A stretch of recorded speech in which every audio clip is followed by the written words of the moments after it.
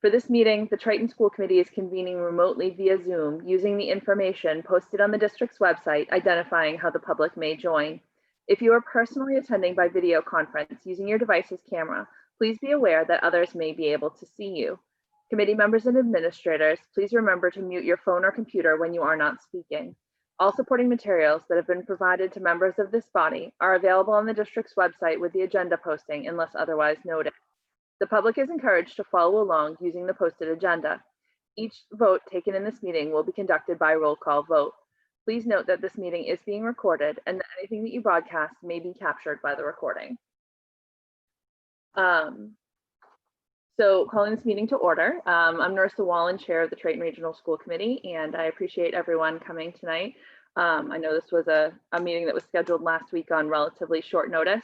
I'll keep my remarks relatively brief. I just wanted to talk briefly through the process that we've been through. The process for kind of this whole reopening of the Triton schools started before schools even closed last year. We've had a working group of approximately 65 individuals, from students to staff members, parents, working through the summer. The school committee has also been working through the summer on the process of reopening. We had a vote in August that that called for the district to reopen remotely starting on September 16th. That in fact did happen. On September 30th, there was a checkpoint, as we've been kind of calling them, to look and see if the model should be shifted. At that point, the committee continued to vote to keep the district in remote. Following that meeting, I apologize last meeting, and I'll apologize again this meeting. Part of my job is to make sure that it's clear where all the committee members stand and why they voted the way that they voted, and to make sure that that discussion happened. And we actually continued that discussion last week on the 7th because it didn't happen on the night of the 30th. At the end of the 4.5 hours, I think, of discussion that we had on the 7th, the committee was polled, and the poll indicated that the committee would like to schedule this follow-up meeting tonight and have a follow-up vote on the agenda for tonight. So that brings us to tonight's meeting. I'm going to open oral communications from the public in just a minute and allow the members of the public to speak. The public comment is traditionally 15 minutes with up to an extension at the discretion of the chair. Like last Wednesday, I'm going to extend that to 30 minutes if there are enough individuals who want to speak. We will keep the 3 minute per person limit on that to allow as many speakers to get the chance to talk as possible. So I'm going to bring us into that section right now. The next item on the agenda is public comment. Members of the public, the meeting host muted you as you entered the meeting. If you would like to address the committee, please indicate now that you would like to do so, either by raising your hand on your video call or using the raise hand option on the participant screen. The meeting host will unmute you so that you can address the committee. Please refer to the public comment policy language on the agenda when making your comments, and remember to speak clearly and in a way that helps generate accurate minutes. When you have finished speaking, the meeting host will mute you again. And I'm just going to briefly read the public comment section of the policy that's on the agenda. Members of the public may address the committee for up to 3 minutes longer with the permission of the chairperson. The committee will not engage in a discussion on topics raised during public comment, but may choose to add the topic to a future agenda.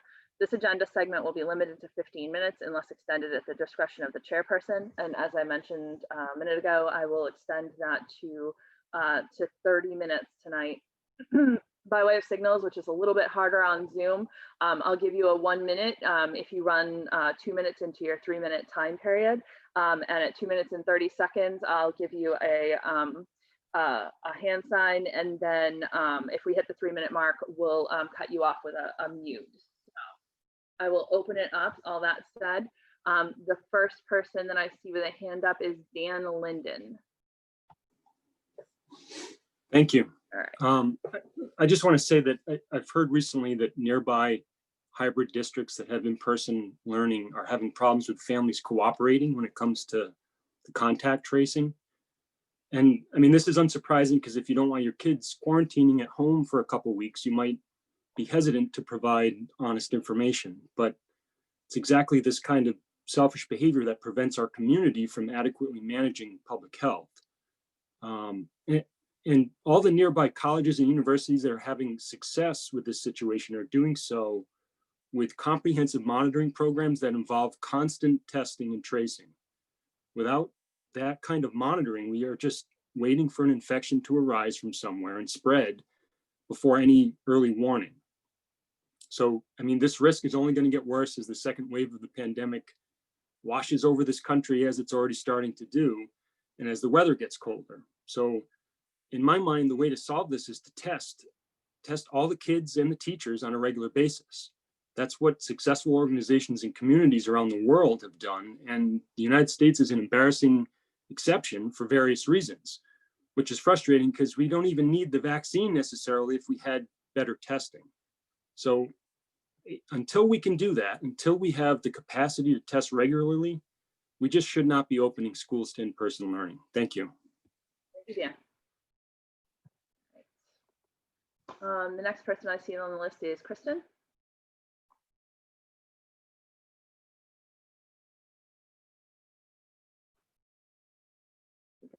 And go down.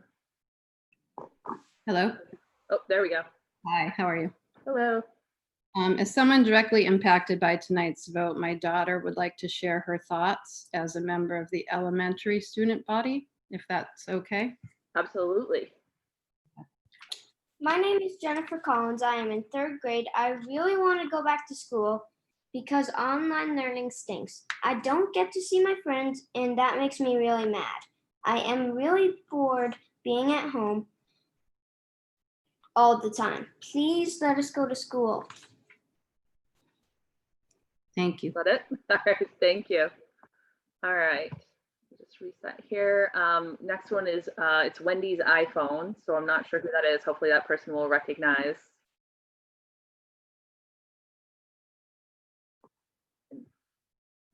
Ask them to unmute.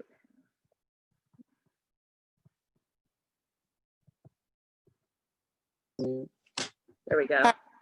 Thank you.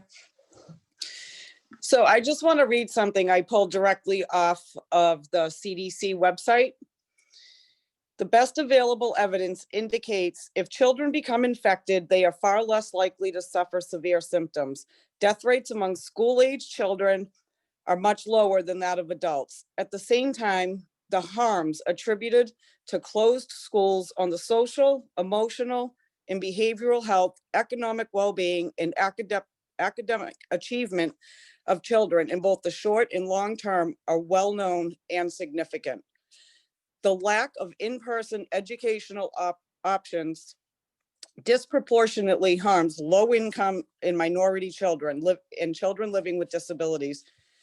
These students are far less likely to have access to private instruction and care and are far more likely to rely on key school-supported resources like food programs, special education services, counseling, and after-school programs that they need to meet basic development needs. School plays a critical role in supporting the whole child, not just their academic achievement.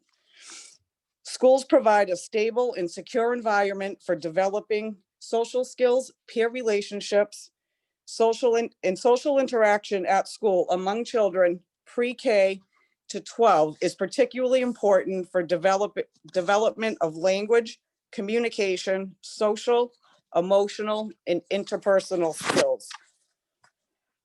Extended school closures deprive children who live in unsafe homes, an important layer of protection from neglect, as well as physical, sexual, and emotional maltreatment and abuse. In 2018, the Department of Health and Human Services report found that teachers and other educational staff were responsible for more than 1/5 of all reported child abuse cases, more than any other category of reporter.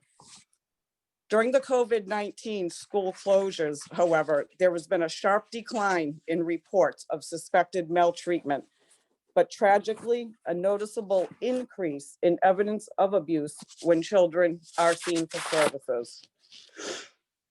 When schools are closed, children lose access to important opportunities for physical activity. Many children may not be sufficiently physically active outside the context of in-school physical education and other school-based activities. The best available evidence from countries that have opened schools indicates that children are unlikely to be a major drivers of the spread of the virus. Thank you. Thank you. All right, Kelly Hart is the next one. And just while she's unmuting, she or he, I'm not sure if it's a male Kelly or female Kelly. I just wanted to note that if you don't know where your raise hand option is, it should be on the participant screen. So if you mouse over the bottom of your screen, you should have an option to bring up the participant screen, and the raise hand option should be included in there. Hi, And it looks like Kelly's unmuted. Yes, hi. I do want to start just by thanking all of the teachers and the school employees for all of the hard work. I know that this is a very, very trying time. I have a child in high school. I have a child in elementary school. I have a child on IEP, and I know that there are a lot of cogs that are working right now. And I think you guys are really, really working very hard trying to meet those needs. I do want to just say that, you know, I am a healthcare worker and a parent, and I do see both sides of this debate. I do think it's important to get children back in school, but I do think that while COVID is less of an impact to children, I don't want my asthmatic child to be that child, that percentage, no matter how small that is. I do think that we need to have, at this particular point in time, an option for both sides. I do think we need to find a way to bring children back into school who need it, children who may be in an unhealthy, unhappy home, children who may require additional support from educators who are trained to help children who require additional support, and to be able to do that with them in person in an environment that is not only safe for that child, but is safe for that adult. And I do think that there should be a way to keep a child home if a parent is concerned about their health and well-being going back into the classroom. My high schooler is not at risk. My elementary school child is. My husband might be. I might be. There are multiple angles to look at this, and none of them are wrong. So I hope that regardless of the outcome of tonight, we do consider and continue to consider both sides of this debate. Thank you. Megan is the next one on the list.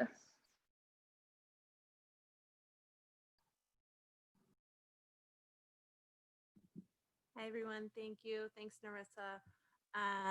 So I'm here. I'm really looking forward to this meeting tonight. But I have to say, I'm also really nervous that I'm going to have to tell my son that he is stuck at home again. I've sent my questions to the committee and district administrators. I appreciated their quick response. And I've been thinking about that since last week. And I'm left still feeling like we don't feel like I have a really clear picture of why this process has been so delayed. I have a lot of thoughts and questions, but I also want to make sure that everybody has time to speak tonight. And one thing I've realized these past few weeks is how easy it is to speculate and wonder about everyone's different motivations for voting or acting in certain ways. And Narissa, you said at the beginning that process has kind of taken or spanned a couple meetings. And Brian, based on the email that I got from you about union teachers taking leave when hybrid begins, there's an ongoing process of negotiations, and their participation in hybrid learning is kind of this just question that I'm not sure about, or but it seems like it has to be at play. So I'm wondering, and I hope it's answered tonight, am I in right to infer that those negotiations have been part of the delay that hasn't maybe been explicitly stated to the community? Either way, yes or no, I certainly want to support, as Wendy just said, people who are compromised, immunocompromised, their family is at risk. I want to support them to stay home if they need to. But I also would like some clarity on how that process has gone. Because what I do mind is feeling like I have to read between the lines with how prolonged this process has been.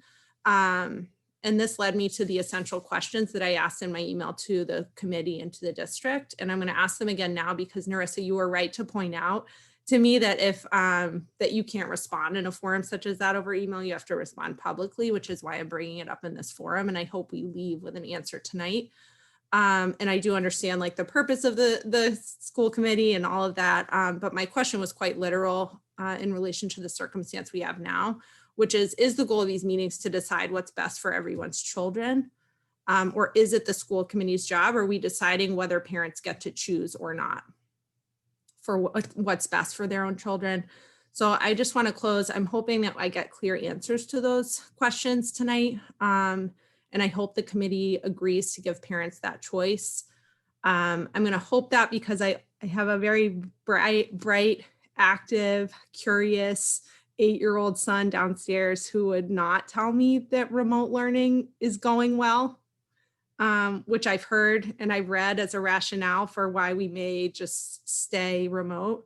He's managing okay. I'm an educator. I help special needs kids with mental health and emotional. Sorry, Megan, I'm going to have to cut you off there. Oh, okay? I didn't see your one. I'm sorry. I was watching. Right. I didn't see it. Thank you. Sorry. Yep. Okay. All right. Thank you. All right. Justin was the next one on the list. Hello, Narissa. Nice to see you. Hello, Justin. Thanks for the time. So and also I want to say thanks to all the teachers I know and all the administrators and everyone involved in this process. It's really a hard time for everyone, right? My wife's an educator. I am not, however, I'm trying to be, and it's really, really difficult. And I think it's a common theme with 8-year-olds, based on what Megan said. It's super hard. So I just want to be sure that we're meeting and the ultimate goal is to go hybrid. I got the feeling from last meeting that wasn't necessarily the goal, especially when given every surrounding town that we have around us has, I guess, higher cases, but most of them are hybrid. My wife's an educator in a local town nearby, and there's a ton of cases there, and they're back hybrid. And I certainly don't want to put anyone at risk or anything like that, but I want to be sure that we are doing this for the goal of bringing the kids back hybrid. I've got a kindergartner at home, and so I have a kindergartner and a 3rd grader, and I find it just super difficult for them to start off their school career on a computer. And I know everyone feels that way, but I just want to be sure we're on the same page and that the goal is to go back hybrid, and that we are and that we're not finding reasons to not go back, but finding reasons to go back. Thanks for your time. Thank you. All right. Matthew Tobin is the next one on the list.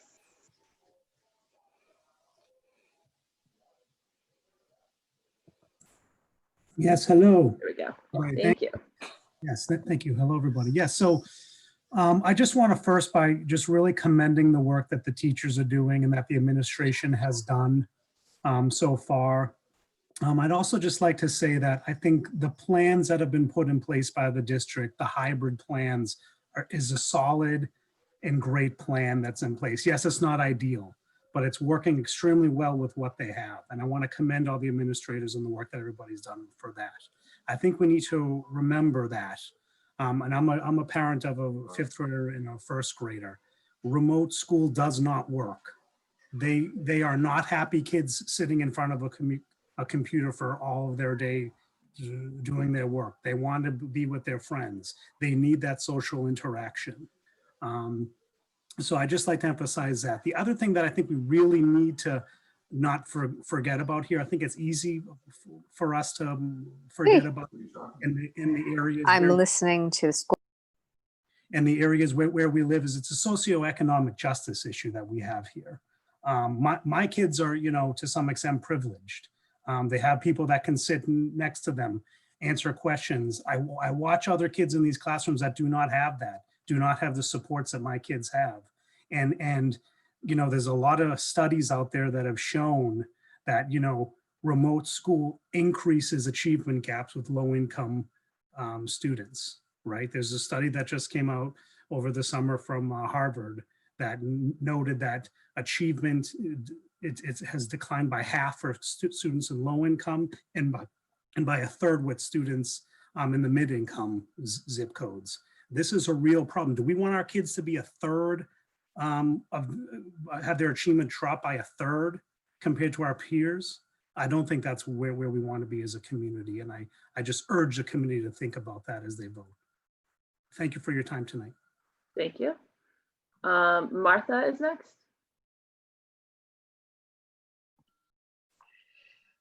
Hey guys, I just really wanted to make sure that I touched base again, said thank you very much. This has not been a fun time for all of you, nor all of us as families.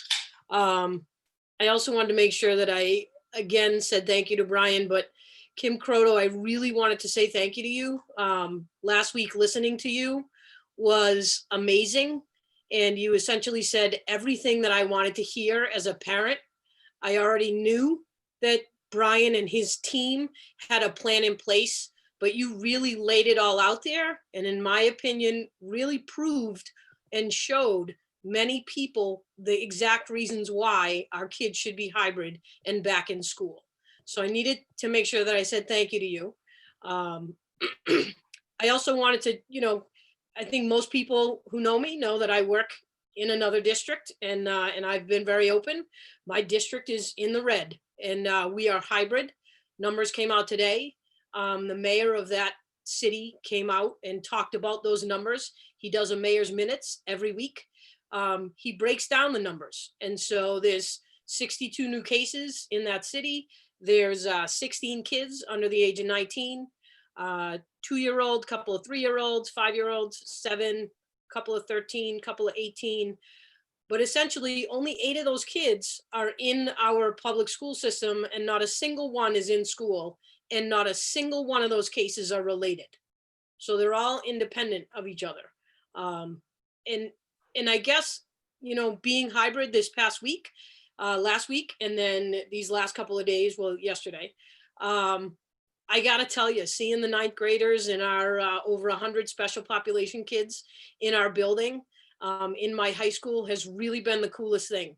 The kids have been amazing. They're following the arrows up and down. We have up arrows, down arrows with the stairs, where you can go, which side of the hallway, where you have to walk around. The lunches are being delivered to the classrooms because we can't, we have a huge school, so we can't eat in the caf. Lunches are being delivered to the classrooms. The kids are, taking the spray on their hand. They're washing their desks when they come in. They're washing the desk when they go out. They're using the sanitizer. The masks are on. There are no issues. And the reason there are no issues is the kids want to be in school. So even some of those kids that maybe during the normal school year, may not really want to be in school for all the right reasons, are in school because they want to be in school. And they're learning, and they're applying everything, and they're having a great time. I work in the counseling office. The kids have made appointments with us. They've come down. We're seeing kids. All the precautions are in place. I know that Triton and the district and Brian and Kim and all the teachers who are amazing, because I'm remote Wednesdays, so I get to hear my son while he's being, while he's in his classes. I know you guys are fully ready for this, and I know these teachers want to be back. So to you, I really hope that, as some other people said tonight, that you allow those of us that want to send our kids to school, please give us that option. I respect those teachers that need to stay home or that can't teach. And so Narissa gave me the I'm out. So I want to say thank you very much. It's okay. I just want to say You have thank 12 you. seconds left. Oh, I have 12? If you want to No, use them. good. I'm all set, but thank you very much. And please vote, let our kids go back to school. I appreciate it. Thank you. All right. Next one is Jacobson family. That's you.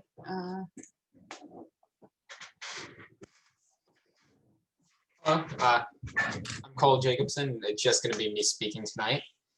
And I gotta say that, once again, I am standing in opposition to the hybrid plan. One, I just feel like the timing of this is fairly off, as we are currently entering the flu and holiday seasons, meaning which the previously mentioned flu is going to add a new element in order social distancing and in people's immune systems. Also, the flu season, holiday season, is when people get across from over the country with their families to gather in big groups, which right now is just a bad idea.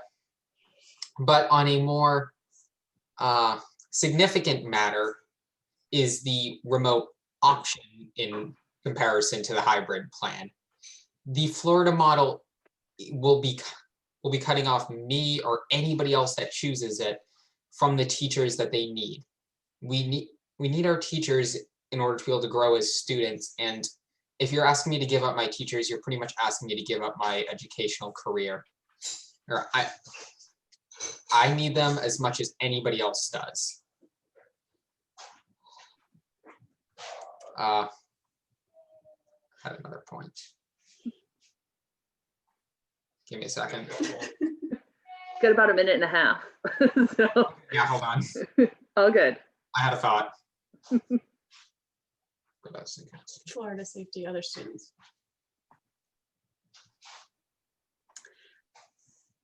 I think this is really challenging. And I really just want people to know that for any of the parents of the elementary school kids, yes, a full remote option for elementary that Triton has put forth is wonderful. We have elected it for one of our children. The Florida model is not, it is cutting them off from Triton. As a proponent of public education and someone who regularly stands up for tax increases to support this district, I feel that you have completely let down these students. I remember what I was going to say, and we're hearing a lot that it's hard on the younger students in their need to socialize, but it's hard on us older students too. You can't be cutting us out of that. We know that them starting off their educational career in front of the computer screen is not the best, is not ideal, but it's not ideal for any of us either. Or we get that it's hard. We hear that it's hard from our teachers. We can hear that it's hard from our friends, but we need to deal with this because it's this or risk our lives. That's all I have to say tonight. Good night. Cool, and Erica. Next one on the list is Jessica Anderson.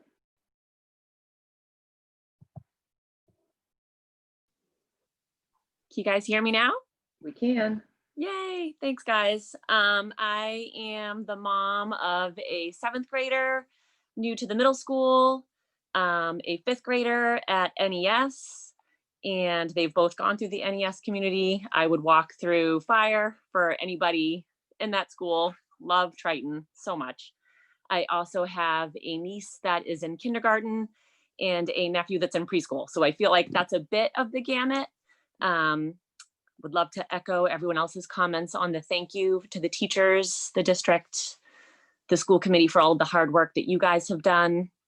I'll be real quick because I know there's a lot of people that want to talk and I'm kind of shooting from the hip, which is a risky strategy for all of us. But I feel like in the meetings that I've had the opportunity to listen to, you guys have not only met the metrics, but you've surpassed them. So I don't even feel like that's something that needs to be discussed at this point anymore for me. I completely trust that you guys have been thinking about the hybrid model, coming up with best scenarios for what's going to work for little kids in the elementary school, middle school, and high school. And I guess, I don't want to sound harsh, but I feel like we just need to stop admiring the problem and we just need to move forward. So folks that are nervous, compromised, I completely understand that. I am a 16-year healthcare veteran. I feel like there's options in place for those folks. They're not ideal, I get it, but they have a choice there and they can stay remote if they would like. And then for those of us that would like to move hybrid, I feel like we aren't having a choice right now. So I would like for us to have that same opportunity for our kids to move forward in a hybrid model with the hopes for a very quick move to like full time. So the virus is out there. It's not going away. We need to learn to live with it, not be necessarily in fear of it. But I feel like for the kiddos that I'm representing, I would like for them to be back in school, meeting with their teachers. It's a long day in front of the computer. I don't love it, despite the very best efforts that have been put forth by the teachers. This is in no way a slam for the efforts that they've put forward, but I just feel like my kiddos are going to get so much more out of an in-person model. So thank you guys. I hope you all have your cups of coffee, because I realize these meetings are going until like 11 o'clock and I turn into a pumpkin. So thank you guys very much. I appreciate it. And I'm giving up the rest of my time to whoever else is in the queue. Thanks, guys. Your second and a half. Thank you, Jessica. Next on the list is Lori Umanita.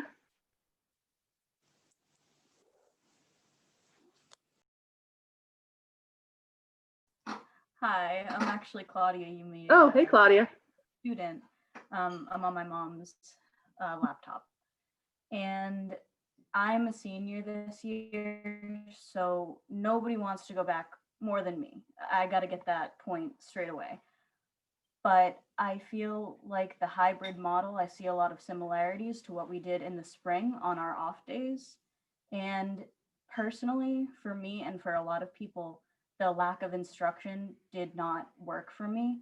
But what we're doing right now is actually a more hands-on approach, despite it being on the computer. Even though it's not ideal, it still works because the teachers are right there to instruct us. And for high schoolers, that works. We get that hands-on instruction. We get that flex time, which is really nice, so that we can check in with our teachers.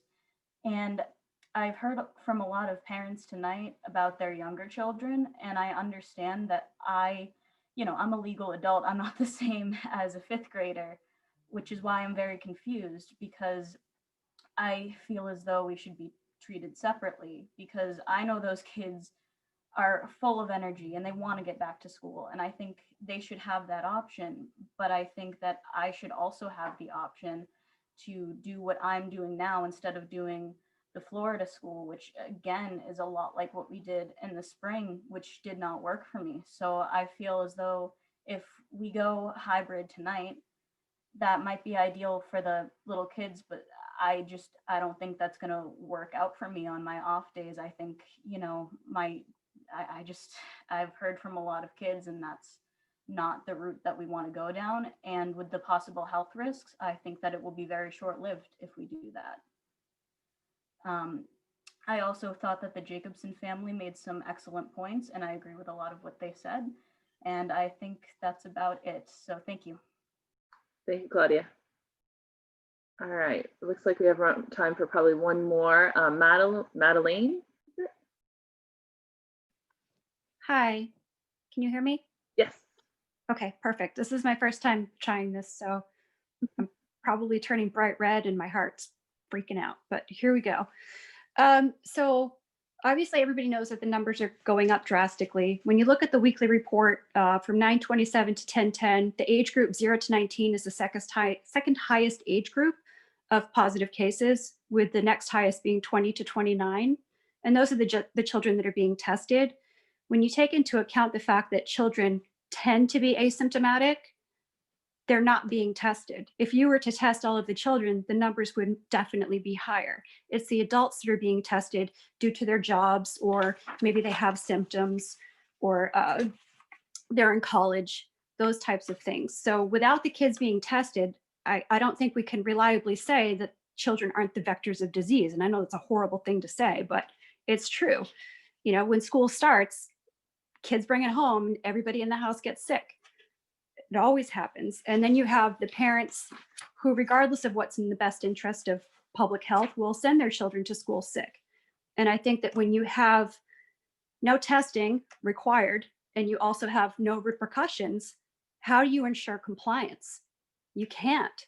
You're taking people on their word, and that historically doesn't go well. Children are resilient creatures. We can address social and academic setbacks, we can't replace parents or other family members or loved ones.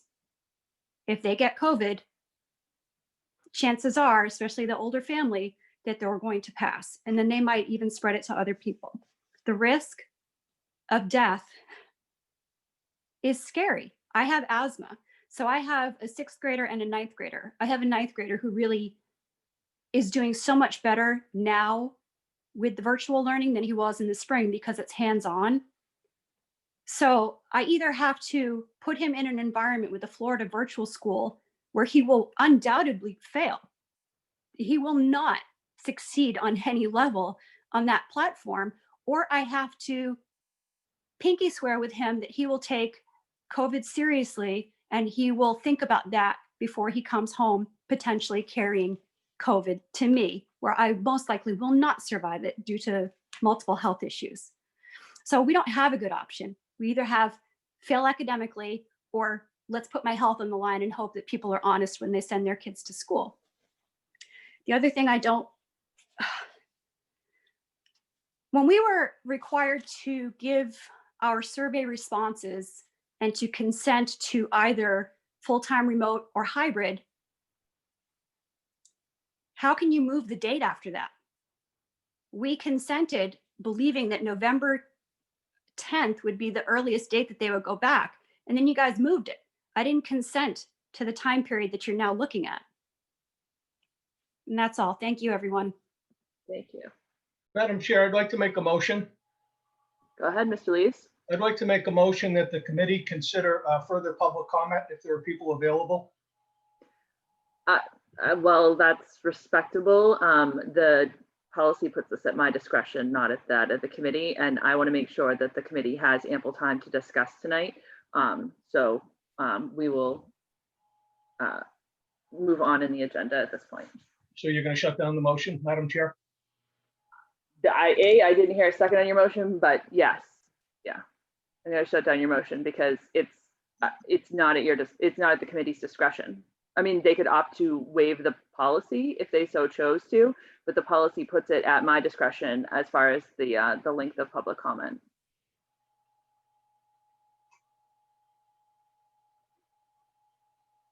So I don't hear anything further. Well, we spent 4.5 hours discussing it the other night ourselves. Mm-hmm. I'd like to hear from the public. I agree, and I understand that. They had the option to send us emails. There were a number of people that had the opportunity to speak here tonight. All right, moving on in the agenda. General action items is the next thing. Transition to hybrid, continued discussion and vote. And we're going to start with an update from the superintendent, I believe.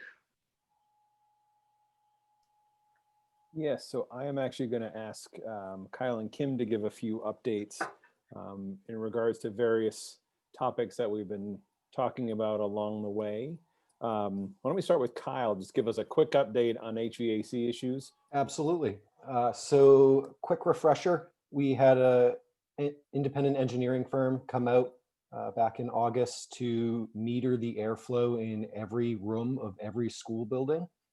So they completed that initial metering at the end of August, and then through the month of September, we completed our repairs, and then re-metering occurred that wrapped up on the 5th and 6th of October. So we received the results of that re-metering at the end of last week. The goal, again, was to have an air exchange per hour. That's the air cycling in and out of each room every hour. The minimum rate is 4. That was our goal. So after the re-metering, we were very pleased with the results. There are a couple of rooms in each school building where the air exchange was not at that rate. However, our focus was on the learning classrooms, the shared spaces. Of those shared spaces at Newberry Elementary School, right now there were just 2 that were below that 4 air exchange per hour mark. One has since been resolved. One we're working on now. Salisbury Elementary School, there were 5 shared learning spaces that were below that mark. We've since had the HVAC maintenance provider come back out and resolve all of those. They've actually re-metered them for us, and we should actually get those rates tomorrow, I'm thinking. And then at the middle school, high school, While there were utility closets, non-use spaces that were below the mark, there were just 2 classrooms that were below the 4 air exchange mark. And we've had G&P, our mechanical maintenance provider, come out on Tuesday and today to resolve those issues. So we're certainly encouraged by all of the progress there. Again, thank you to our maintenance staff and our facilities director, Chris Walsh, for all the progress there. And our plan going forward, because of the aging nature of our buildings, maintenance is going to be required throughout the year. There may be classrooms where a belt breaks and the system goes down, but our maintenance staff will continuously monitor the classrooms and the HVAC systems. And should a system go down, we have 20 portable HEPA filters. So those are air purifiers. Those are set to be delivered at the end of this week. If a system goes down, we'll either wheel in one of those portable units, or we'll shift the students to another classroom while the repairs are being made. Great. Yeah. Thank you, Kyle. Any questions You from want to the? take questions as we go through? Yeah, or- I was just going to say that. Are there any questions from the committee for Kyle on the ventilation study before we move on?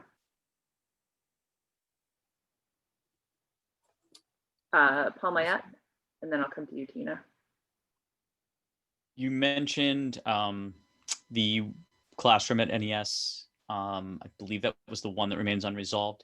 Is the expectation that that would be resolved before anyone was back in the building? Absolutely. Thank you. Thank you. Tina? Kyle, you mentioned that the minimum number for the remetering of each room that they had to meet for airflow was 4. Do you guys have an idea of like what if it was just at 4 or above 4 in terms of the rooms that tested above that? So there were Have a there were some that were, it was a range. There were some where the air damper, or actually the air dampers were opened. Some of them, the maintenance provider turned up the fan speed on a few of them to get it pulling in more air, and that was able to increase the air exchange. So there was a little bit of a back and forth testing, seeing what they could do to get these systems running at full capacity. But to answer your question specifically, it was a range, but all of those will get above 4. Thank you. Anyone else with questions? All right, seeing none. Oh, Paul Goldner. Sorry. So you mentioned the air dampers there.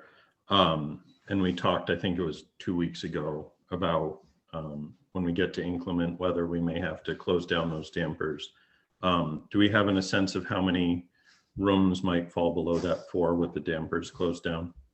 So the plan right now isn't to close the dampers. The discussion, and certainly that's going to cause an increase in our heating costs because we're heating more outside air that's flowing in.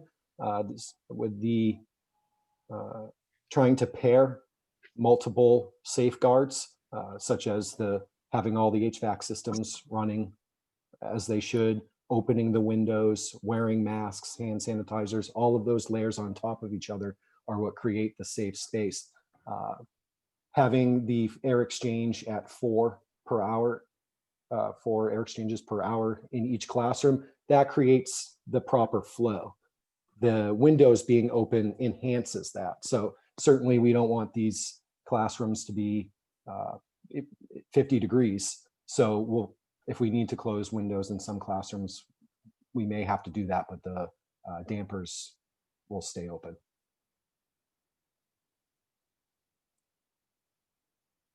I muted myself. Does that answer your question, Paul? Yes. All right. Anyone else on ventilation study before we move on? All right, seeing none. I'm assuming we're back to the superintendent. Yeah, I'm going to pass it over to Kim. I don't know where she's still here, right? I'm here. Oh, there you are. Hi. Can I have you just give a quick update on, not obviously rehashing the whole thing, but where we're at with the remote learning option? Sure. So we have at this point at the elementary level 153 students who have enrolled in the remote option. There will be a total of 6 classes that will need to be reconfigured in order to utilize or use these teachers for these remote classrooms. The teachers were decided based on the low enrollment numbers after students either left for homeschooling or private schools or even the remote option.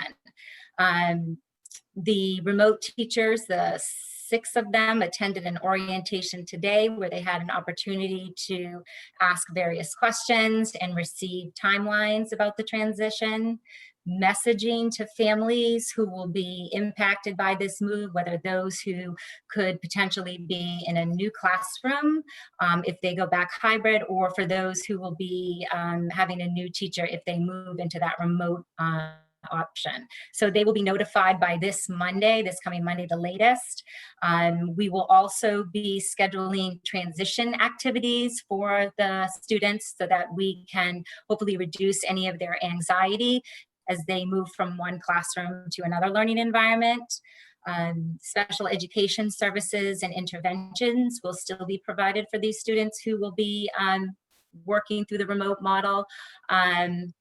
They will also continue to follow the remote schedule, which we've heard from parents throughout this process, that if they have multiple students at the elementary level, it was convenient for them to have lunches and specials during the same time, so that will remain the same. And we will also be scheduling in the next few weeks a virtual open house for these remote option students and the families, so they can learn more about the structure of the day, meet the teacher, and again, the students will have plenty of opportunity to interact with one another virtually. At the middle school level, we actually have 36 students who have enrolled in the remote option.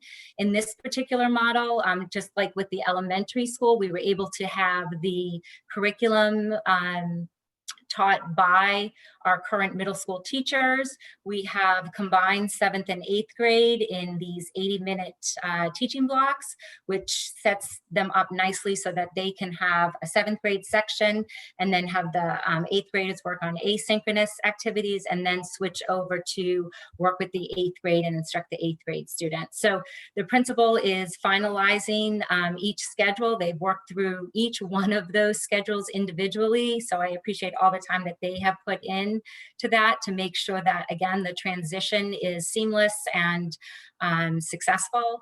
Again, those schedules should be sent out by next Monday, if not earlier. And at the high school level, we have approximately 58 students who will be participating in the remote learning option.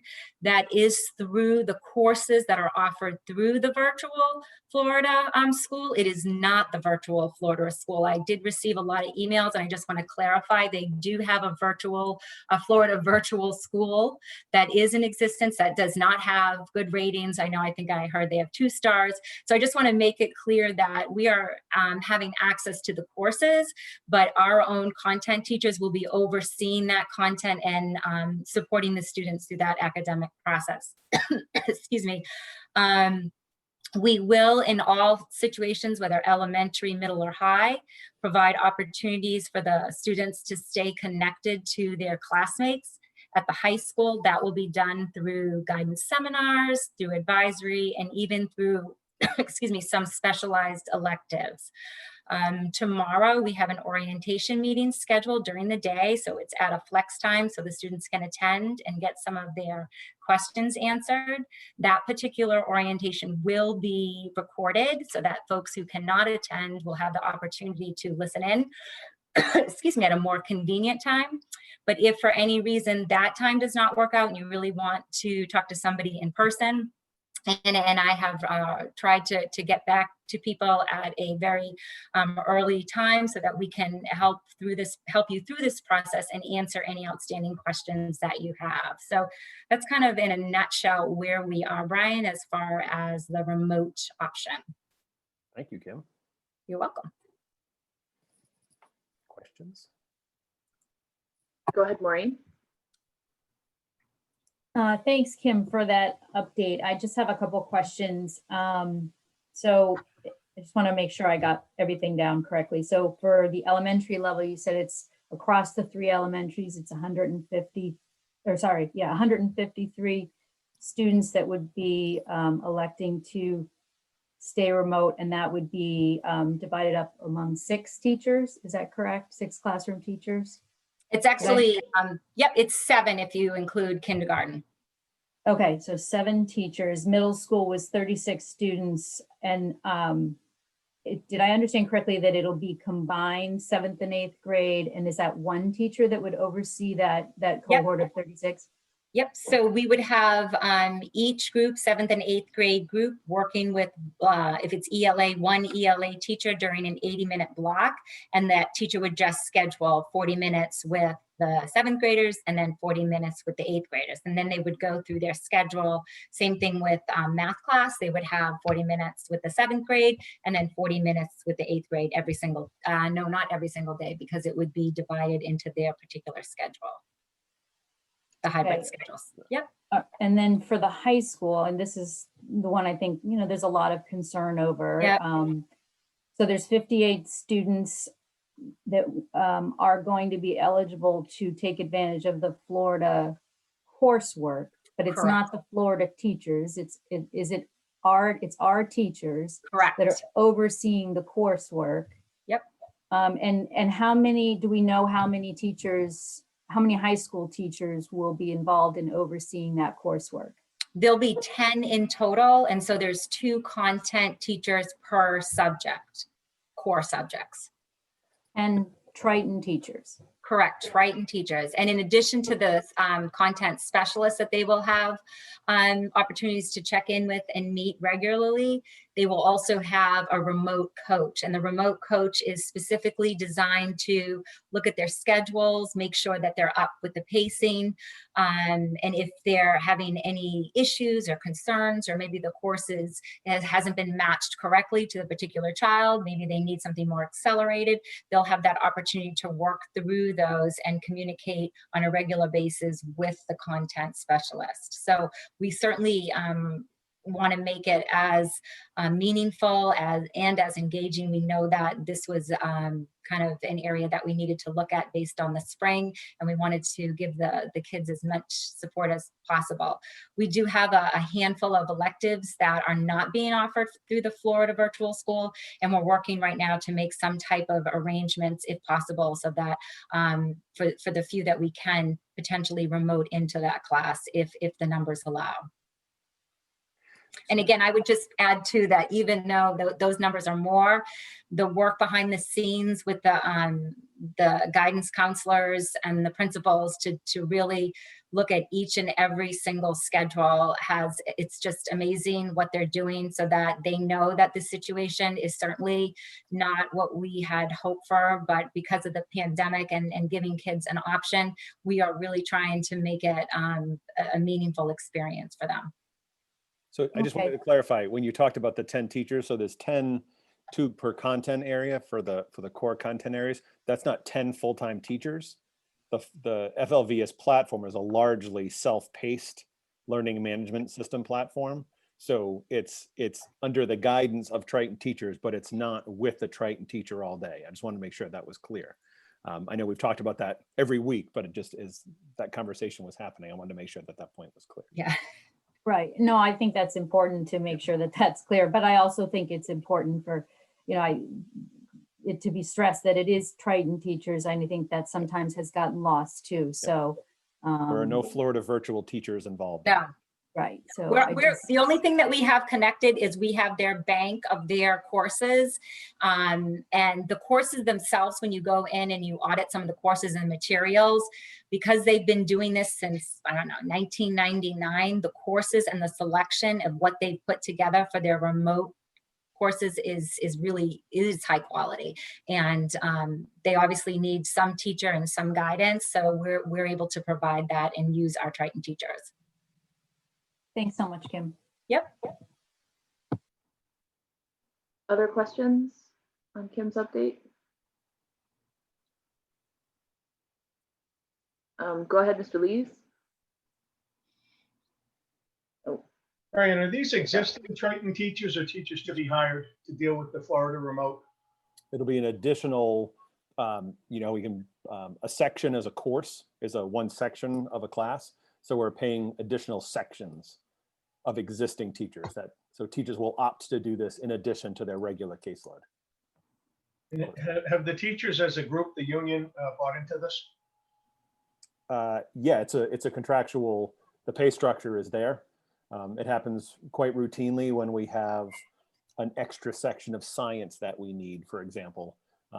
So a full-time course load, a teacher can give up their individual time to teach an additional course. So it's similar, it's the same structure that already exists. Yeah. But yes, all of this has been reviewed entirely. Yeah. Does that answer all your questions, Paul, or did you have more? For now, Madam Chair. Thank you, sir. Anyone else? All right, I just had one question, Kim. Has there been a discussion at the high school about social? Because I know that's come up quite a few times. I know it's outside the academic structure, obviously. The social piece of it, I would say, again, we're looking at the guidance seminars being one opportunity for them to connect with each other. So they will continue to maintain that schedule. They will continue to meet with advisory. And they will be meeting in small cohorts with their coach as well. So even within this particular model at each grade level, they will have opportunities to form those kind of close virtual bonds, if you would, with students who are experiencing the same thing. And I do think that there is going to be a sense of loss when the kids potentially go back and they're remaining home for various reasons. And we want to make sure that we provide an opportunity for kind of a place to talk about those struggles and what are they finding, but also positive about the situation, because I feel like that's one thing that even with the difficult decisions and situation that we've been placed in, there have been some positive things that have emerged. So we want to give kids opportunities to kind of unpack that a little bit and share those ideas and challenges and successes. Thank you. Yep. Any other questions for Kim before we move on? All right, back to you, Superintendent.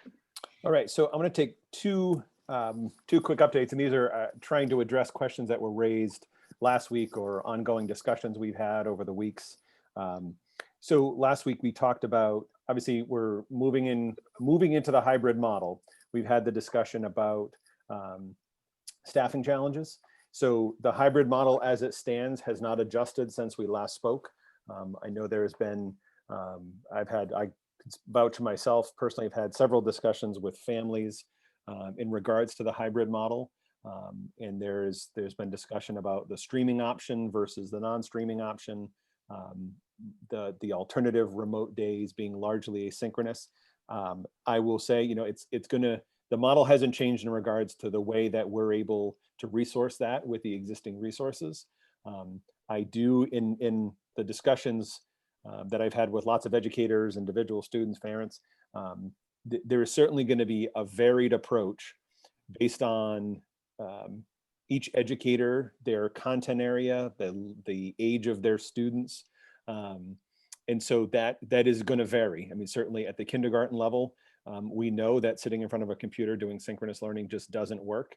At the secondary level, in a lecture style, it can work. A lecture style is not appropriate for a lot of different content areas. And so in those areas, it would not work to live stream. So we're going to continue, moving forward with that varied approach. And it would vary depending on the content area and the age. The question that arose out of that is, what do we have for staffing available? So we have continued that discussion with individuals. There are, as is the case with any employee currently, I can speak for Massachusetts, there are protections under the Family Medical Leave Act. There's additional protections for COVID-specific leave if you're dealing with childcare issues or health issues. So we continue to work through those. I would say Kyle has done yeoman's work honing in on that list and trying to figure out exactly who is going to have to make the choice to leave if the shift to hybrid is made. And so, and those who will, are concerned, but are continuing to try and work through that. So we're trying to be as accommodating as we can in working with all faculty and staff that have come forward with requests for accommodations, with the alternative being a leave, because as we've said all along, every week, every meeting, what we mostly want is our Triton educators working with our Triton students. That's what we know is the best education possible. So we continue to do everything possible to work with those situations to figure out how to keep our teachers engaged when they have a personal medical issue that doesn't allow them to work in person in a school in this situation. So there are certainly going to be, we currently have positions open for instructional assistants, quite a few at the various schools. I would say at the elementaries, it seems to be IAs where we have openings, and at the middle and high school, we anticipate it'll be teachers where we have openings. As we've put these remote option plans in place, we've tried to tap into any of those folks who might have capacity that would have to otherwise take leave. So just to confirm what we said last week, that still does continue to be a challenge. And I do anticipate as we move into, and depending on the vote this week, if we move towards hybrid, then there will definitely be folks who are currently working with our students who we would be in a position where we're having to replace them. Those positions are posted. We've been advertising. We've been looking everywhere, far, wide, to possibly find replacements. In extreme situations, there are just no applicants whatsoever. So we're being as creative as possible to make sure that we have a viable educator in front of those working with those students. So I don't think there's anything else new in regards to hybrid and personnel. I'm certainly happy to answer any questions that there may be. Please.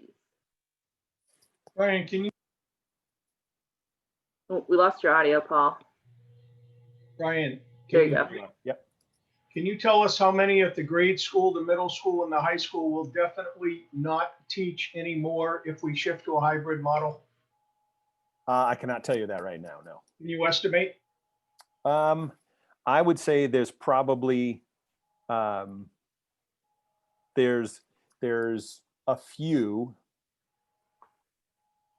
at the middle and high school, and at the elementary, several more. And again, it tends to be educators at the secondary level. And this has nothing to do with, other than it's just the way it worked out, in instructional assistants and supports at the elementary level. Does that answer your question, Paul? Sure. You want to, I mean, one of the options is we can always have the superintendent follow up by email. Yeah, and I'm also very cautious about putting this information out there. This is, you know, compliant, and I give you numbers, and then it becomes very obvious when that person is no longer there. So people have a right to their privacy being protected. So I'm very cautious of giving you any information that's going to single anyone out. Similar to the families we've heard with, you know, who are choosing remote for medical reasons. There are people who don't, I can tell you, we have faculty and staff who don't have a choice. It is they cannot come and work in that environment because of the condition they have. So that's not fair for me to put anything out there that singles them out. Yeah, no, and Brian, I'm not asking you to single people out, but I just want the full committee to understand that if they make a vote towards hybrid, that the noise that they hear from the people now about their children having problems in the remote at the elementary school is going to get very loud when a substitute comes in and takes the place of a classroom educator. I just want that to be fully understood. Is that it, Paul? That's it. Okay, thank you. Maureen? So Brian, I'm just curious, I mean, now is not an easy time to be looking for teaching staff, as I think we can all understand. Yep. So what is the backup plans for the schools that can't find replacements for instructional assistants or teachers, especially classroom teachers? What would we do? Yep. So we literally discussed that around a table with the leadership team this morning. And there, again, I don't want to single anything out right now, but there are certain subject areas that are more challenging to fill, particularly at the secondary level, than other subject areas. And there's one in particular where there is an absence where a substitute was in, lasted a few days, and is no longer a substitute. So in those situations, we're doing everything possible and being creative. Does it mean having a substitute in the classroom, but remoting the teacher in to work with that student? It's not an ideal situation, but in the absence of any other viable solution, is that the best? So I don't have a perfect answer for you today, other than it's where we are putting contingency plans in place, and they won't be ideal for those short-term absences, but I am confident they would end up being short-term absences or short-term solutions and remedies. Are you set with that answer, Maureen? Yeah, and I had another question. I'm just trying to remember what it was now. Do you want me to come back to you? Or do you? Yeah, if I can remember. Yes, that's fine. Thank you. Yep. Linda? Brian, the situation we have with substitutes, it's not isolated to Triton. I mean, I imagine every school district around our area is having that same issue. Absolutely. And we've definitely, as we've tried to make decisions and figuring out if someone's going to go out, there are candidates, as I said, we've had posted anticipated openings in some cases for over a month and a half. And we've had candidates come through interview process, have it chosen, and we missed them because they took a gig in a neighboring school. So it's, yes, so we are all competing for the same pool of qualified substitutes and teachers. So we have a bank of substitutes that we're using that have been trained in the platform in the Google Classroom, so that they can come in on a day-to-day basis, because there's also the normal routine. Someone's sick with the normal illness and is out for a day or two and need someone to step in. So we continue to utilize our resources to resolve those issues. And so we're always looking for more substitutes. Actually going to put a plug in the district email that goes out on Friday. Recess monitors, anyone's out there wants to be a recess monitor, now is your chance. So certainly they're still looking for those folks. It tends to be the long-term subs where we want a licensed credentialed teacher to be in that position. That's the most challenging for sure. And again, certain subject areas. Yeah, it starts on headphone. Does that answer your question, Linda? Yes. Okay, thank you. Pauline. So Brian, I just want to circle back to Maureen's question earlier about, you called the person a substitute that came in and didn't last. That was actually a professional educator that was hired for the job, and that person didn't last. Is that correct? That is correct. And so we need to be clear about the use of the word substitute. Substitute denotes more of a per diem, unlicensed professional teacher. Is that correct? I mean, an unlicensed person, that's what a substitute is typically. Not necessarily. I mean, we have a lot of substitutes who are licensed teachers. And so we use the term short-term or long-term substitute. That was a long-term substitute who was the specific case you're referring to. So that was someone who's out on an extended leave with a return date. And so when we go back to the time before COVID, we can agree that it was a very difficult time then to get regular substitutes in the classroom if a teacher took sick. Is that correct? That is correct. Yep. Does that satisfy all your questions, Paul? No. All right, thank you. Maureen, did you remember what your question was? Linda it was about substitutes, so Linda kind of covered it, and Brian, I'm good. Thank you. All right, thank you. Any other questions on this topic before we move on? All right, seeing none, back to you, Superintendent Forget. Okay, so a couple more just quick updates.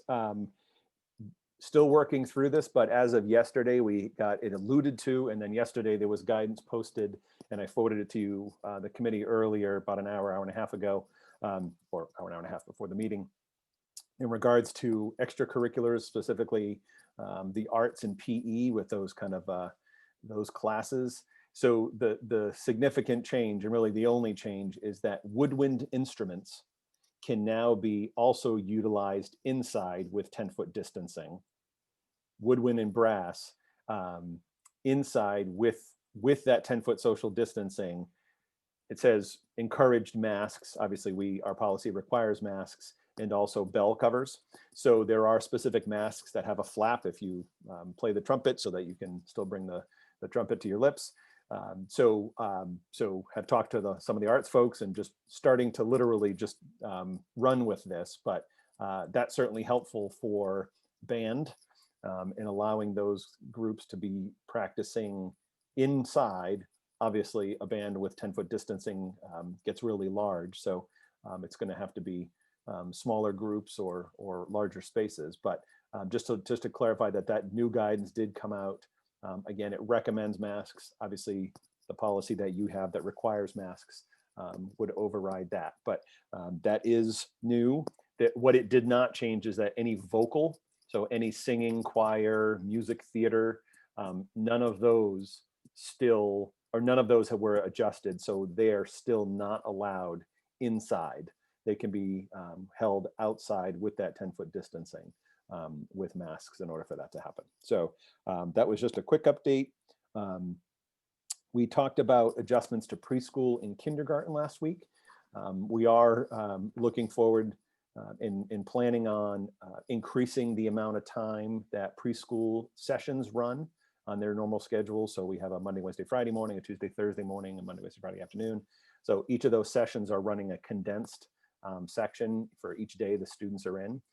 So moving back towards a full schedule, as we normally would with preschool, have to finalize some adjustments because we do need to make sure that we have time in between there to clean those rooms adequately. And then on kindergarten, we are actually, a survey went out today to all kindergarten parents to ask their interest or willingness to participate in it's currently half day. In the remote model, it shifts to a remote Monday, in 2 half days, home remote learning 2 half days, trying to get students into the school 4 half days per week, Tuesday through Friday. In order to do that, we need to do an AM and PM cohort, which is obviously challenging to switch on families midstream with that midday transition. So a survey went out today asking kindergarten families, do you like it as planned? Would you like it, but only if it's AM? You like it only if it's PM, or you could do AM or PM, let's go for it. So we'll have that information, and then depending on the vote this night, have any changes that we're able to make in place when we would shift to hybrid if the vote is taken tonight. So that's, I'm happy to answer some questions on that, but I don't believe there's anything new there other than we're continuing forward along those lines. And as we had all committed to, we want, especially primary, any students that we can get in more than 2 days a week, we certainly want to do that in preschool and kindergarten. We're targets for that. Thank you. Maureen? Brian, just going back to the extracurricular arts and PE information you sent out earlier.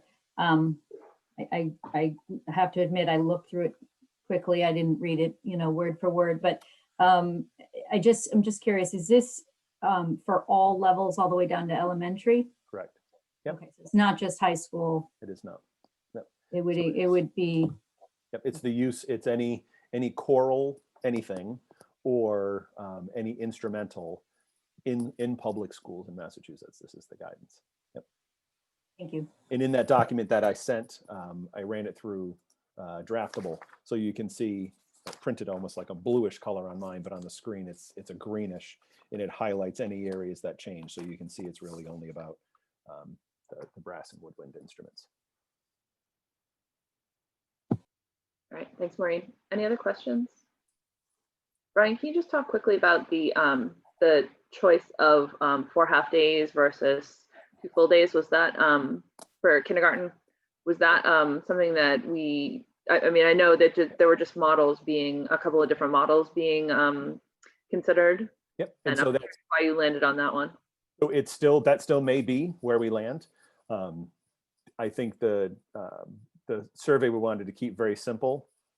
The survey we could ask very easily. Everyone who we've spoken to, kindergartners learn well in shorter stints. So to get them in 4 half days in a row is the best model. That may not be possible, right? If everyone replies and says we can only do AM, and that doesn't allow us to break up the cohorts, then the second best is on the 2 days that the students would be in on their Tuesday, Thursday, or Wednesday, Friday. Rather than keeping them for a half a day, we would keep them for a full day.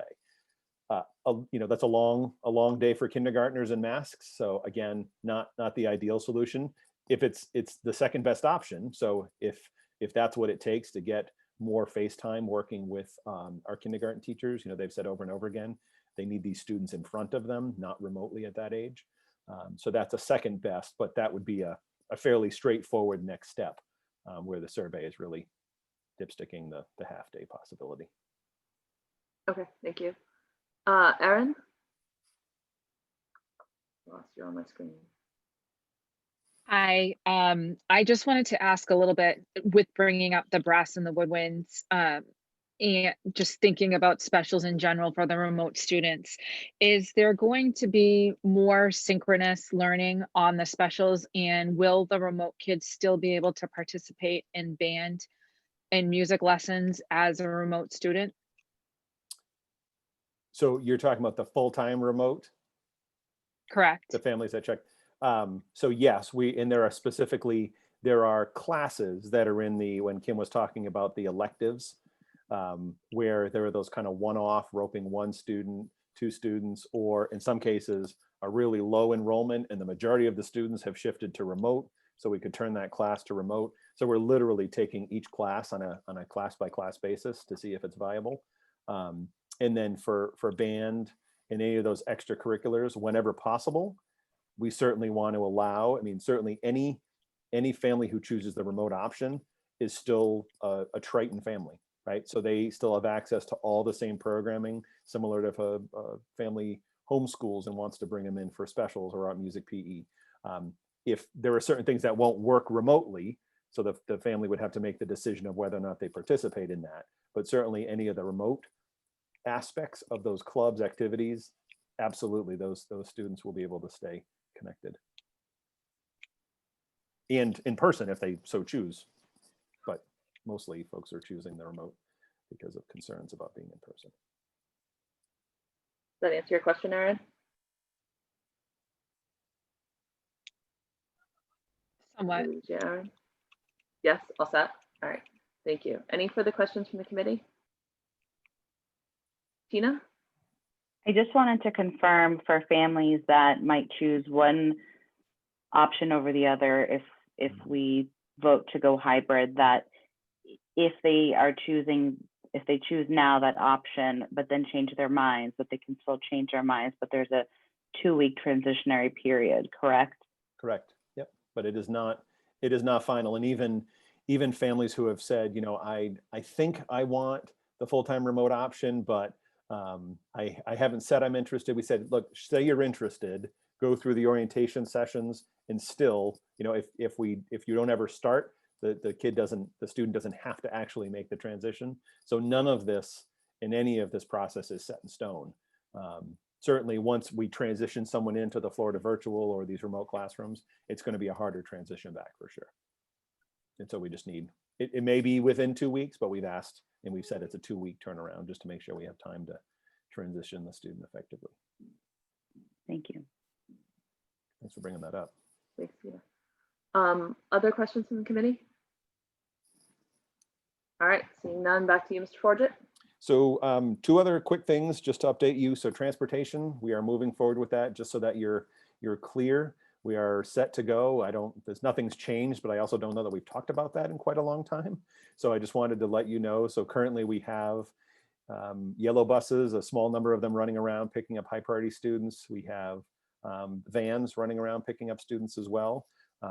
Bus routes are being updated now with the response from the survey. 60-65% say they will still take or use the bus.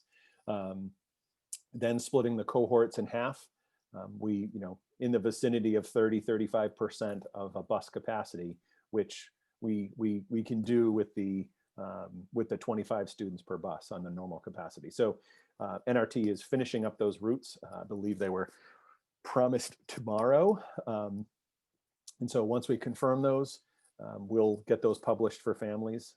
Again, assuming there's a transition to hybrid. Just to clarify, there's been lots of questions that folks have asked about how's that going to work? How are students transitioning on and off buses? How are we assigning seats? The basic pattern will be there's sanitizer on every bus. That was an act of Congress to get sanitizer on buses. But as students come on, the first bus stop, that student goes all the way to the back seat on the right, second student on, next seat up on the left, and stagger forward. That becomes their assigned seat based on their stop. When students arrive, buses are generally arriving on campus in the mornings at the elementary and middle high school at slightly different times, but we're stagger disembarking so that students, it's not one mass herd entering the school all at once, but it allows us to space students out as they enter. At the end of the day, that is certainly going to be a little harder because we have to load the buses and get students on them in the right order. So we're actually working, another discussion we had this morning, working through that process, and we'll likely be starting dismissal a little earlier than we usually do so that we can make sure that we can get students back out and on the buses in an orderly manner, because we want to make sure that students get on the bus in the right order, back seat to first seat, so that they can get off the bus first seat to last seat. And then no student ever has to walk by another student as they're going through the bus. So buses will still have it's one student every other seat diagonally.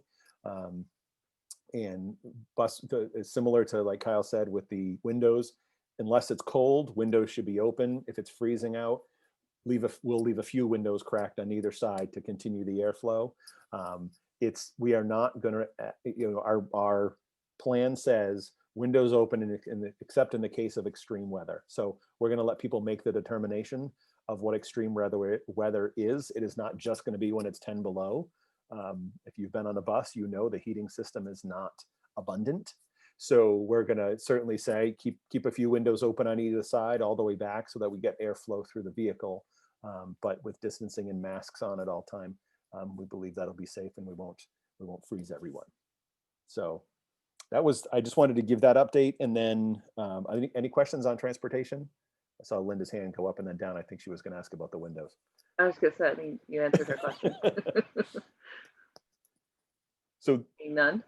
Yeah, so then the one last thing I was going to say is we've been talking about throughout this process that if the decision is made to go to hybrid, that the Friday before the transition, that we had left a bank of professional development days in the calendar.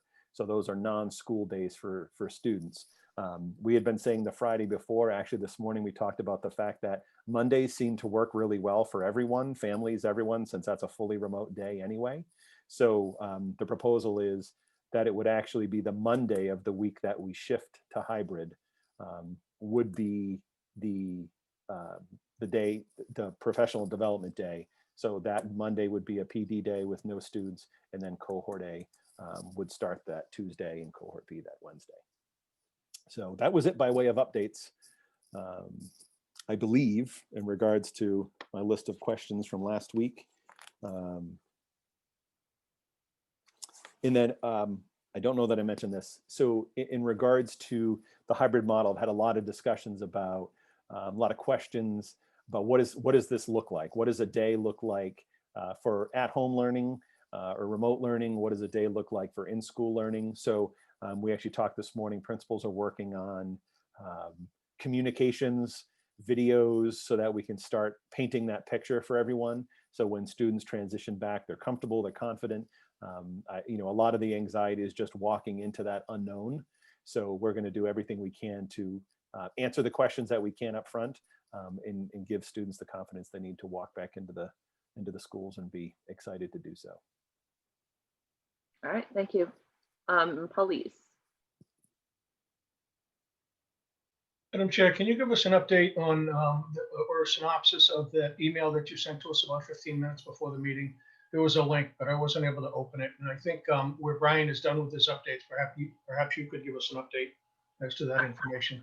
Absolutely. So, so one of the things that I've been working on, because I think it's needed, I keep getting asked by people, how do we know, the two metrics, I believe, that are kind of on an ongoing basis are how many cases in the community and how many cases in the school on that rolling 2-week basis.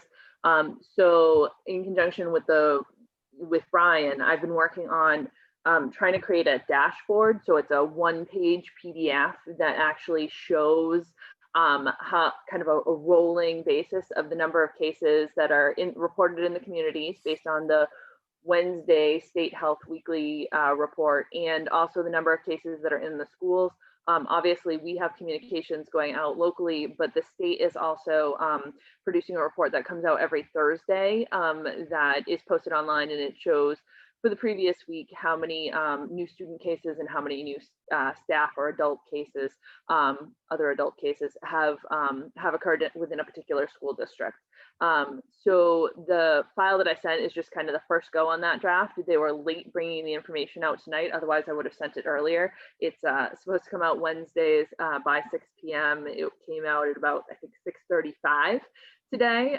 So I got that done as quickly as I can. But when you look at it, again, it's just a draft. Brian and I were working on language and kind of formatting throughout the day today, but it literally just shows you the number of total cases in each town, the total number of cases across the district, the number of new cases for the last 2 weeks, and then it shows on a school basis or a district basis as well the number that have been in the schools. So so it looks at it over a 2-week basis for communities. So our 3 communities had no additional new cases last week. This week there was 0 in Newbury, 1 in Rowley, and 4 in Salisbury, I believe. So the 2-week total that would give us would be 5, with none last week and 5 this week. And then there was the 1 case that had been reported. Gosh, was that 2 weeks ago now, Brian? At this Correct. point, Yep. the 1 case that was in the middle school, high school athletics. So that's the only case that shows on the student report, or I should say the school's report. So my goal is, because I think, I think it's useful for the committee to be able to see that on a weekly basis, and I think it's useful as well for the public to be able to see that on a weekly basis, is to produce that so that it's available, so that it's a quick go to the website, grab a link, and you'll be able to see kind of a snapshot on what the history for those 2 sort of moving metrics within the list of elements that we determined should be considerations for hybrid and remote learning. They'll just be able to literally take a quick look and be able to see exactly what those numbers are. So I just have a follow-up. Yeah. Do we just have that 1 case that you said was reported about 2 weeks ago, Brian? Is that still our status? Yes, in district, yes. I've reviewed the DESE September 30th and October 8th reports, and Triton doesn't appear to have reported a case. Can you explain? I actually ran across this with Tina too. And Tina, can you remember what was the thing we found? Part of it was that it wasn't in alphabetical order, because it does municipals and then charter schools and then regionals. But there was something else that was a little tricky about that report. But once I screenshotted it and showed Tina like what the screenshot looked like, she was able to find it in that report. Yeah, it was hard to sort through, but I can't remember specifically until you screenshotted me that. Yeah. But I like this draft that you created. Paul's looking at it big. Yeah, I know it's there, Paul. I mean, I can grab the screenshot that I literally sent Tina and I can send it to you. But it was definitely on there. Yeah, and and DESE now has a hotline. I called and talked to someone. They take all the information. And again, there's no, it's student or staff, no other identifying information. That's it. And then I got a call back from, and again, this is DESE, so this is not the state epidemiology office. Certainly, we have become friends with them, and as far as calling and getting advice there. But this is a separate DESE reporting. And I forget the woman who called back, but there's someone who then calls back to confirm all the details. I think it also only shows schools that are in hybrid, Paul. You might want to double check the one that you're looking at. One of the DESE reports only shows schools that are actually in hybrid. Paul Goldner? With that reporting, is that reporting now required by DESE, suggested by DESE? Because I've heard from other people that their schools are also not necessarily showing up and they know they have confirmed cases. So I'm not sure if it's a case of not knowing how to read it or they're not gathering complete data yet. I mean, it is a, we were told that we are required, the commissioner was requiring us to do this. And it is an avenue and it is a process for them to continue to support districts. Again, it doesn't take the place of any of the actual reporting done through our town health agents and public health nurses and contact tracers. So it's a completely separate process. I believe on DESI's part, because they understand like we do that when cases happen, parents are our first line of defense in this, right? It's families saying, I just got a test back for myself, my son, my daughter, my family. If it takes the time to get to the town health agent and then, through the state Maven system and over to, if it happens over the border or, or in New Hampshire. So it can be days, if not a week before the system has the correct information. So I believe it's DESI looking for real-time data, and it was described to us as a requirement, yes. So again, so I've only reported the one that is the one that we have had reported to us that we've been made aware of. An answer your question, Paul Goldner? Okay. And Paul Lisa, I'm happy to follow up and send that screenshot. It seemed to be the graphic was what helped Tina, figure out which tab she needed to be in and then look for the line number. I found it. It shows a 0. I found it. Shows it for, zero. for October the 8th 30th? under the regional school system. For the first report? On the second one on October 8th. Yeah, the second one, it's not cumulative, it's by week. Right. So it'd be on this Yeah. it'd be on the October 2nd report only. Yeah. Yeah. And if you look at the report I pulled together, it's literally one line per week. So it'll be the same thing. It'll show you that one line for the week. So any other questions on that? And I'm happy to take feedback on that. If you feel like there's something missing, we can absolutely add it. I was trying to keep it simple, one page, something that was easy to read and fairly clear, but had information on both what the data said and what the metric was. So Maureen, go ahead. And just quickly, Narissa, did you say that you're gonna, we'll post that on the Triton Stay Connected page, just so parents could also have a look at that information? Yep. Brian and I hadn't talked about where it would go yet. I like that idea though. Yeah, that makes perfect sense. Yes, we talked about that, Maureen. Yeah, no, we can absolutely do that. But yeah, and then there's a question because there's 2 reports. Community spread seems to be the thing that I've been getting the most questions on. So that report comes out on Wednesday. The school report comes out on Thursday. I don't know if we want to wait until Thursday so everything's updated at once or how that'll work, but we'll figure out something and then I can kind of let you know what the schedule looks like to get that done and updated. So, all right. Any other questions on that? All right. Any other points of clarification from anything we've talked about previously? All right. Oh, Tina, go ahead. I don't know that this is something that we've discussed because we've been trying to move towards, I think we've been trying to move towards getting the kids back in school because that's what I think most people want. But and I hate talking about hypotheticals, but that's just, this is unprecedented. It's the world that we live in. What if we choose to go hybrid, and then by the time we go hybrid, the metrics change or something happens? I mean, obviously it's going to be based off of the metrics and what's going on at the time.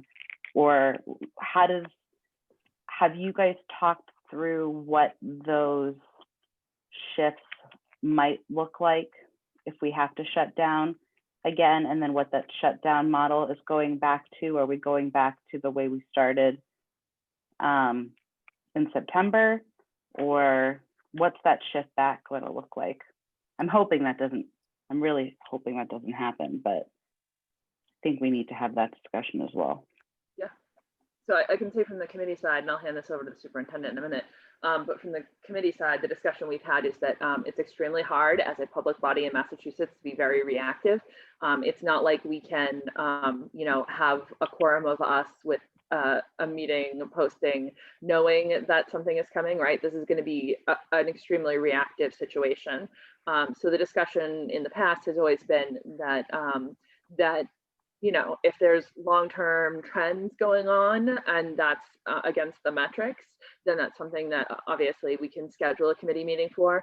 But if there's something happening in the schools or kind of an unanticipated situation, then the superintendent would need to make that call. So I'll turn that over to him and say, you know, he can explain it.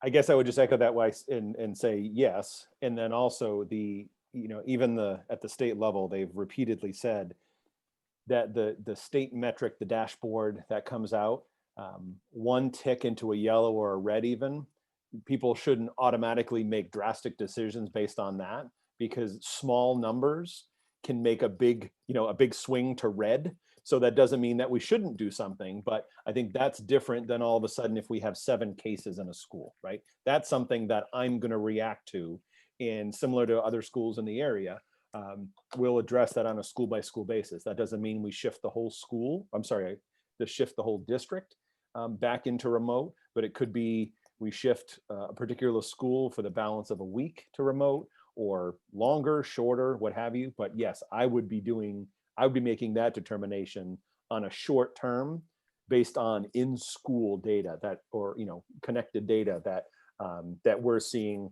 happening real time. Longer trends or data trends at the state level, the 48-hour posting period is plenty of time to make those decisions, I would argue. Great. Good. I want you to be the one to make those decisions.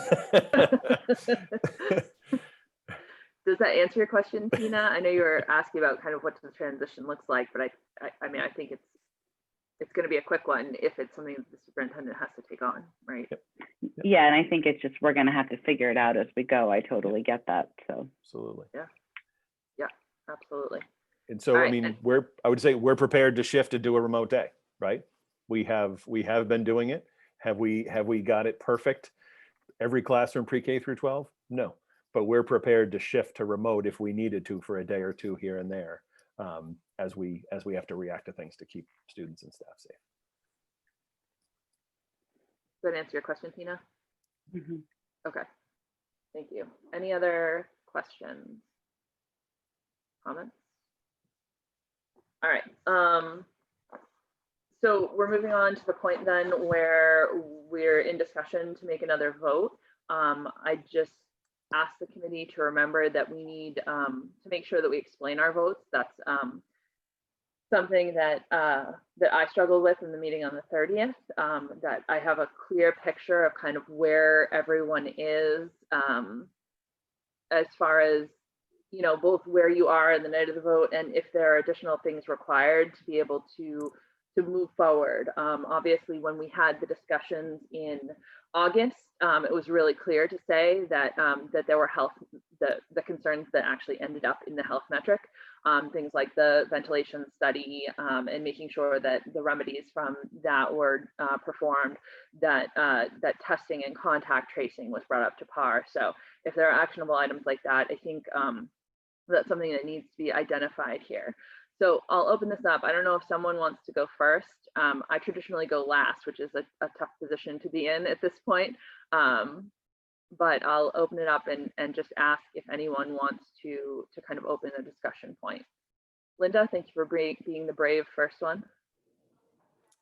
Okay, I will start it. You know, when you're elected as a school committee member, you know, the kids of the district become our own kids. So you want them to have the best education that we can give to them, make sure that they're able to have food if they need it, clothes if they need it, and helping families in any way that we can. You know, and when this epidemic happened, you know, none of us were prepared to make the decisions that all of us had to make. And, you know, I myself was concerned with the health of the buildings, to make sure that we had contact tracing, and to make sure that we had at least one testing site that was available for every single family that needed to have it. You know, then we got the hybrid model, the remote model. And I think a lot of it was, we had the metrics met, but then it came down to making sure that all of our district children had the best remote model that we could give them and the best hybrid model that we could give them. So I think a lot of us struggled with that. So it had nothing to do with not understanding what parents are going through, because we're all going through the exact same thing. So I get it. And, you know, and we've heard everybody talking and getting the emails. And I just want you to know where I myself came from. And I don't know, Narissa, if you wanted what my vote would be, or you want to hear from everybody first. I mean, it's up to you. You can either give me what's driving your vote and then vote later, or if you want to state a firm stance right now, you're welcome to do that. I just need to know reasons, because I feel like that's what I was missing after the 30th is to get up the next morning and I said I literally couldn't be the voice for the committee because I didn't know what to say. Right, but I agree, because I think this has been hard on all of us, because we are making the decisions for the district and we're trying to make them in the best ability that we can. I'm going to vote hybrid because I feel that the metrics have been met. And, you know, as much as I'm concerned with the virus, and I think that we've made the schools as safe as we can make them. And Brian and his team have put together a hybrid and a remote model, the best that they can for our students. Well, the best to our kids in the district, because your kids are our kids. So that's the reason why I'm voting for hybrid. Okay, and I'm done talking. Thanks. That's possibly actually the longest speech I've ever heard you make in a school committee meeting.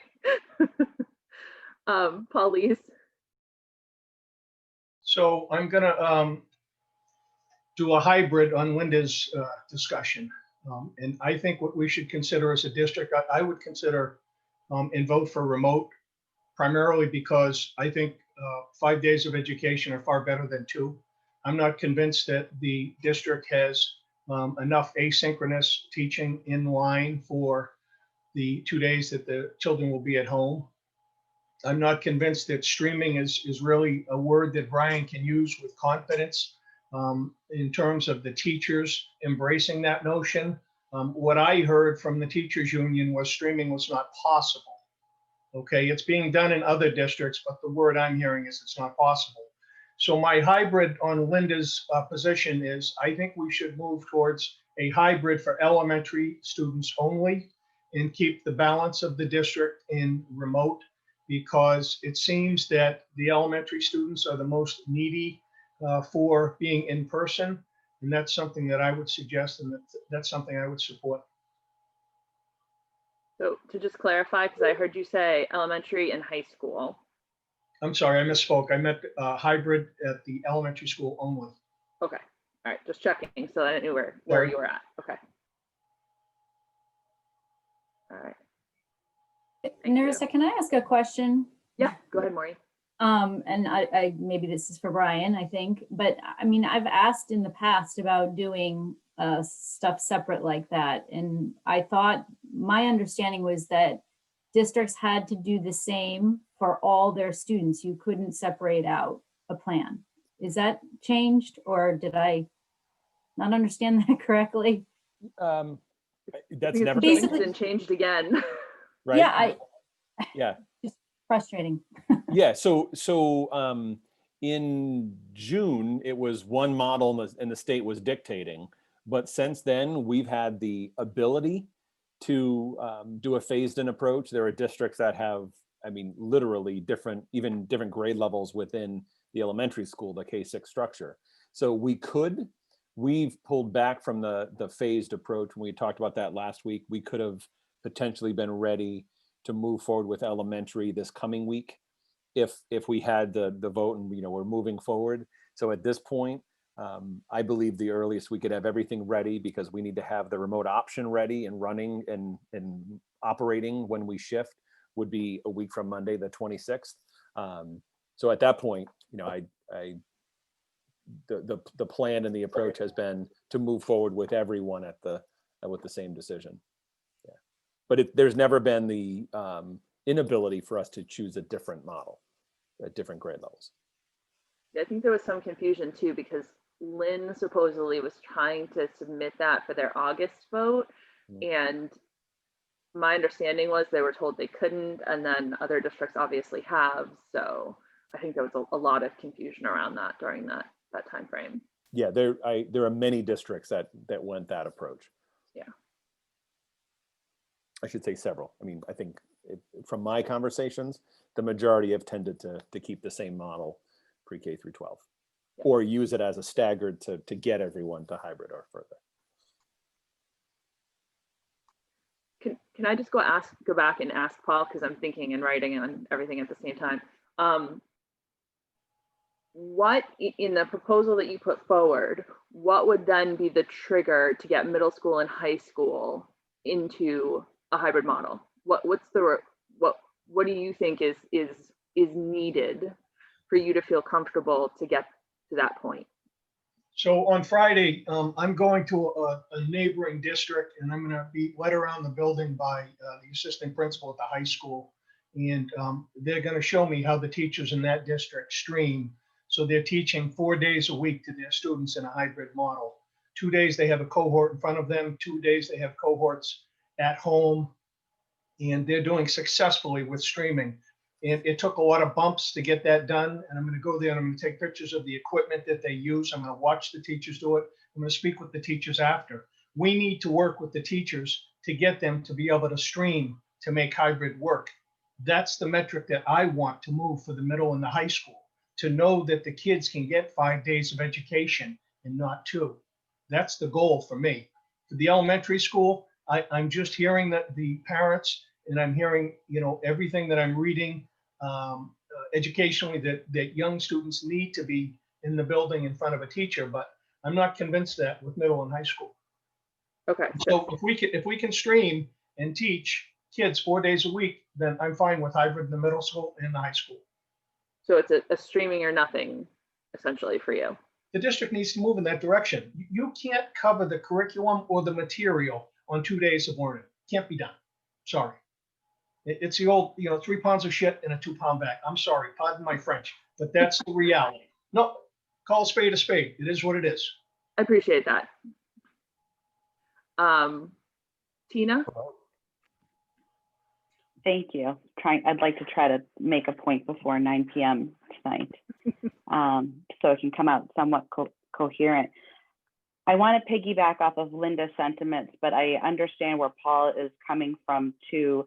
And I think for me on the 30th, when we had that long meeting and took the vote, I was really hoping and anticipate to believe in and feel comfortable in moving into the hybrid model sooner rather than later. And that night I was not, based on what felt like a lack of clarity around the hybrid model was going to work and my confidence in it. Since then, I've had the opportunity to meet with a lot of the teachers and the principals at the various schools and to tour them and to feel better about the fact that I feel like they're probably as prepared as they're ever going to be. I do agree that there are going to be bumps in the road. And to Paul's point in terms of streaming, as much as I still have concerns over this hybrid model, and as much as I'm concerned about the well-being of the teachers and the fact that I think that once, if and when we shift to the hybrid model, that parents are going to realize that the net positives might not be as much as they anticipated, I don't want to be the person to stand in front of giving anyone an option or a choice. And I think the only way to move the needle forward is to essentially cross that bridge when we get to it and figure it out as we go. And the only way we can figure it out is if we get the kids back in person. I think the school as a district and the people at the buildings have done everything that they can. I feel better hearing Kyle talking about the remetering and the airflow. That was something that I was concerned with that we were waiting on.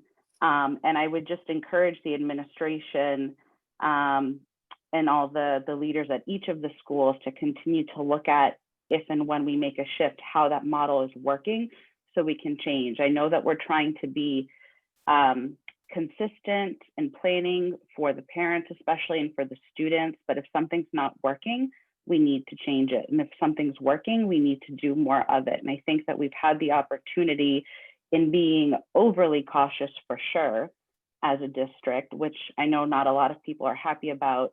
But having seen what's worked in other schools and what hasn't worked in schools, so we can deliver a better experience for our kids moving forward.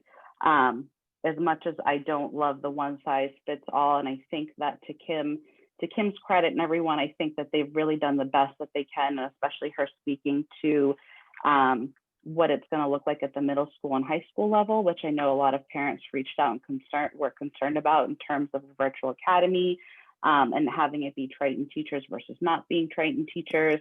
That made me feel more comfortable as well. But I think if people want a choice, we give them a choice. So when we take the vote, I will be moving forward and voting for the hybrid model tonight. Thank you, Tina. Would like to go next? Any takers? Maureen? I just start by saying I think that the way Linda laid it out was just beautiful. I mean, I think she kind of captured how we all feel, regardless of how we voted on September 30th. On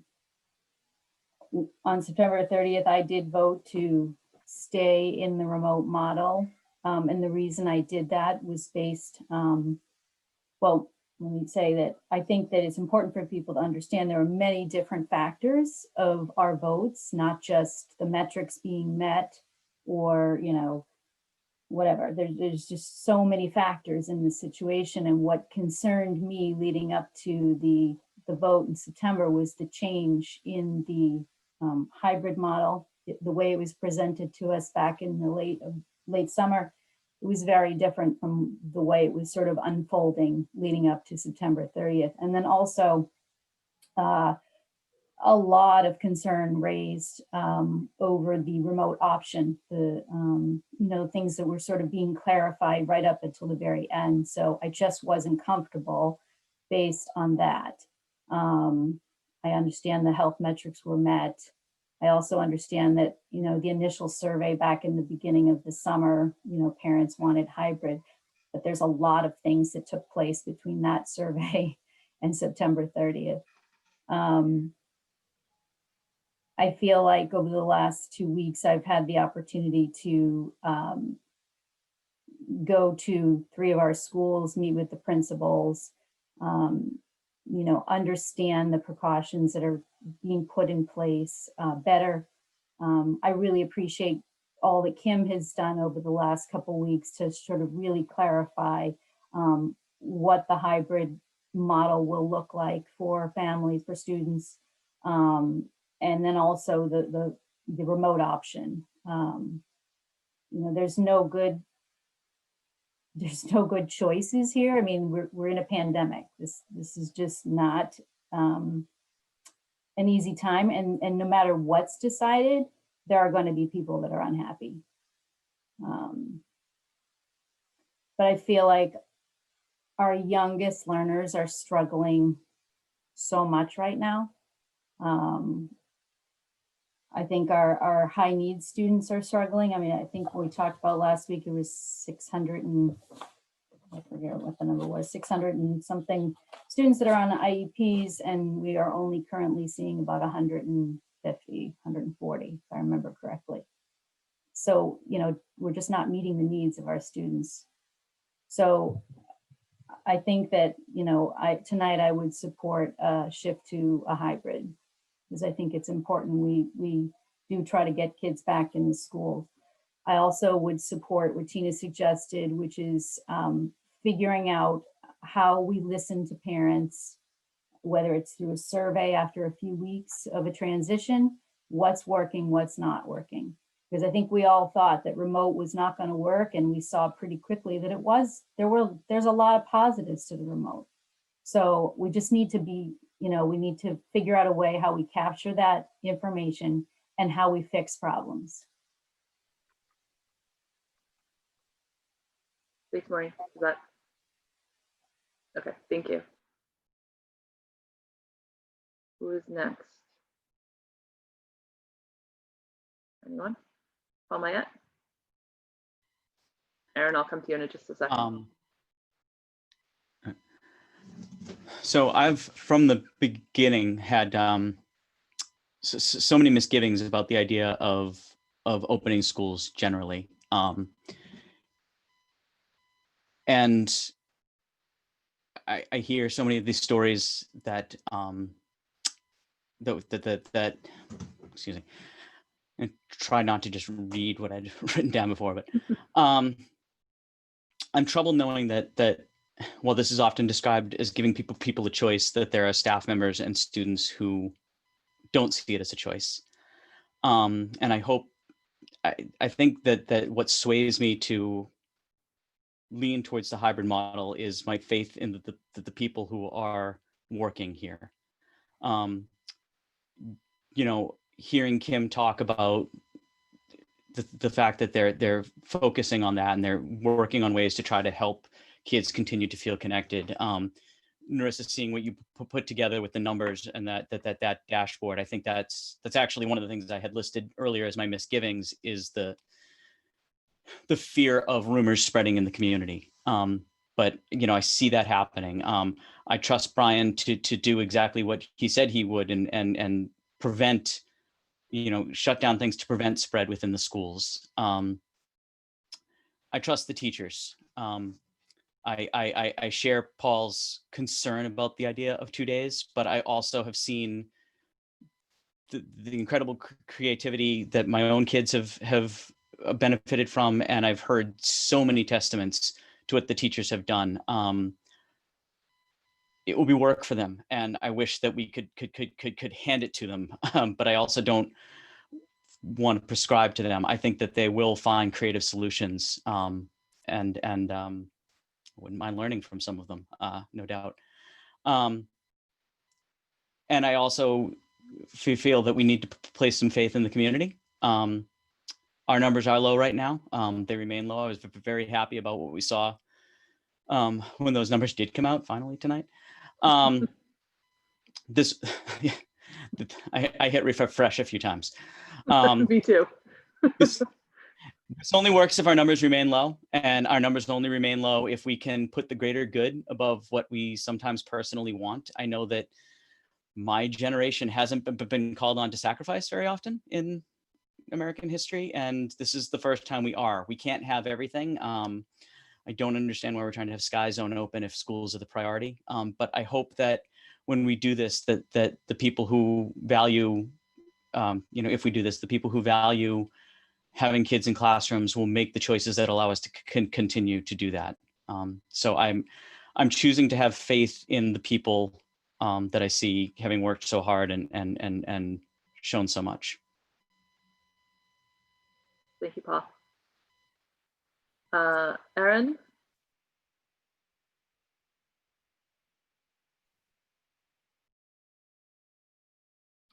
Thanks, Narissa. There have been a lot of things said tonight by various people that I agree with, and this decision really,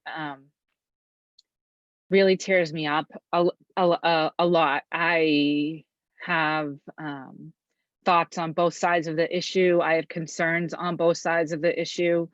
I think one of my biggest fears right now is for the hybrid plan is that we do have a group of students that are identified as high risk, high need students that are in the school right now. And one of my major fears going hybrid is that we could completely unravel that whole piece of it, and these kids would be sent home and not be getting these services for the amount of time that it takes to transition home and back, or if we, God forbid, have to stay home. So one of my biggest concerns right now is making sure that we still continue to keep what we can for these children and keep their learning moving forward. That's where the biggest piece of my mindset and my heart is. I do have a concern over the staff and the teachers and the administration of someone getting sick, someone falling ill, someone having to take a step aside to be able to keep their own health in check while they're unable to teach because of what's going on, and they can't personally go into work, and the consequences that would bring to that family. It's not a matter of if, it's a matter of when, and I hope that the when is something that's not going to devastate our community.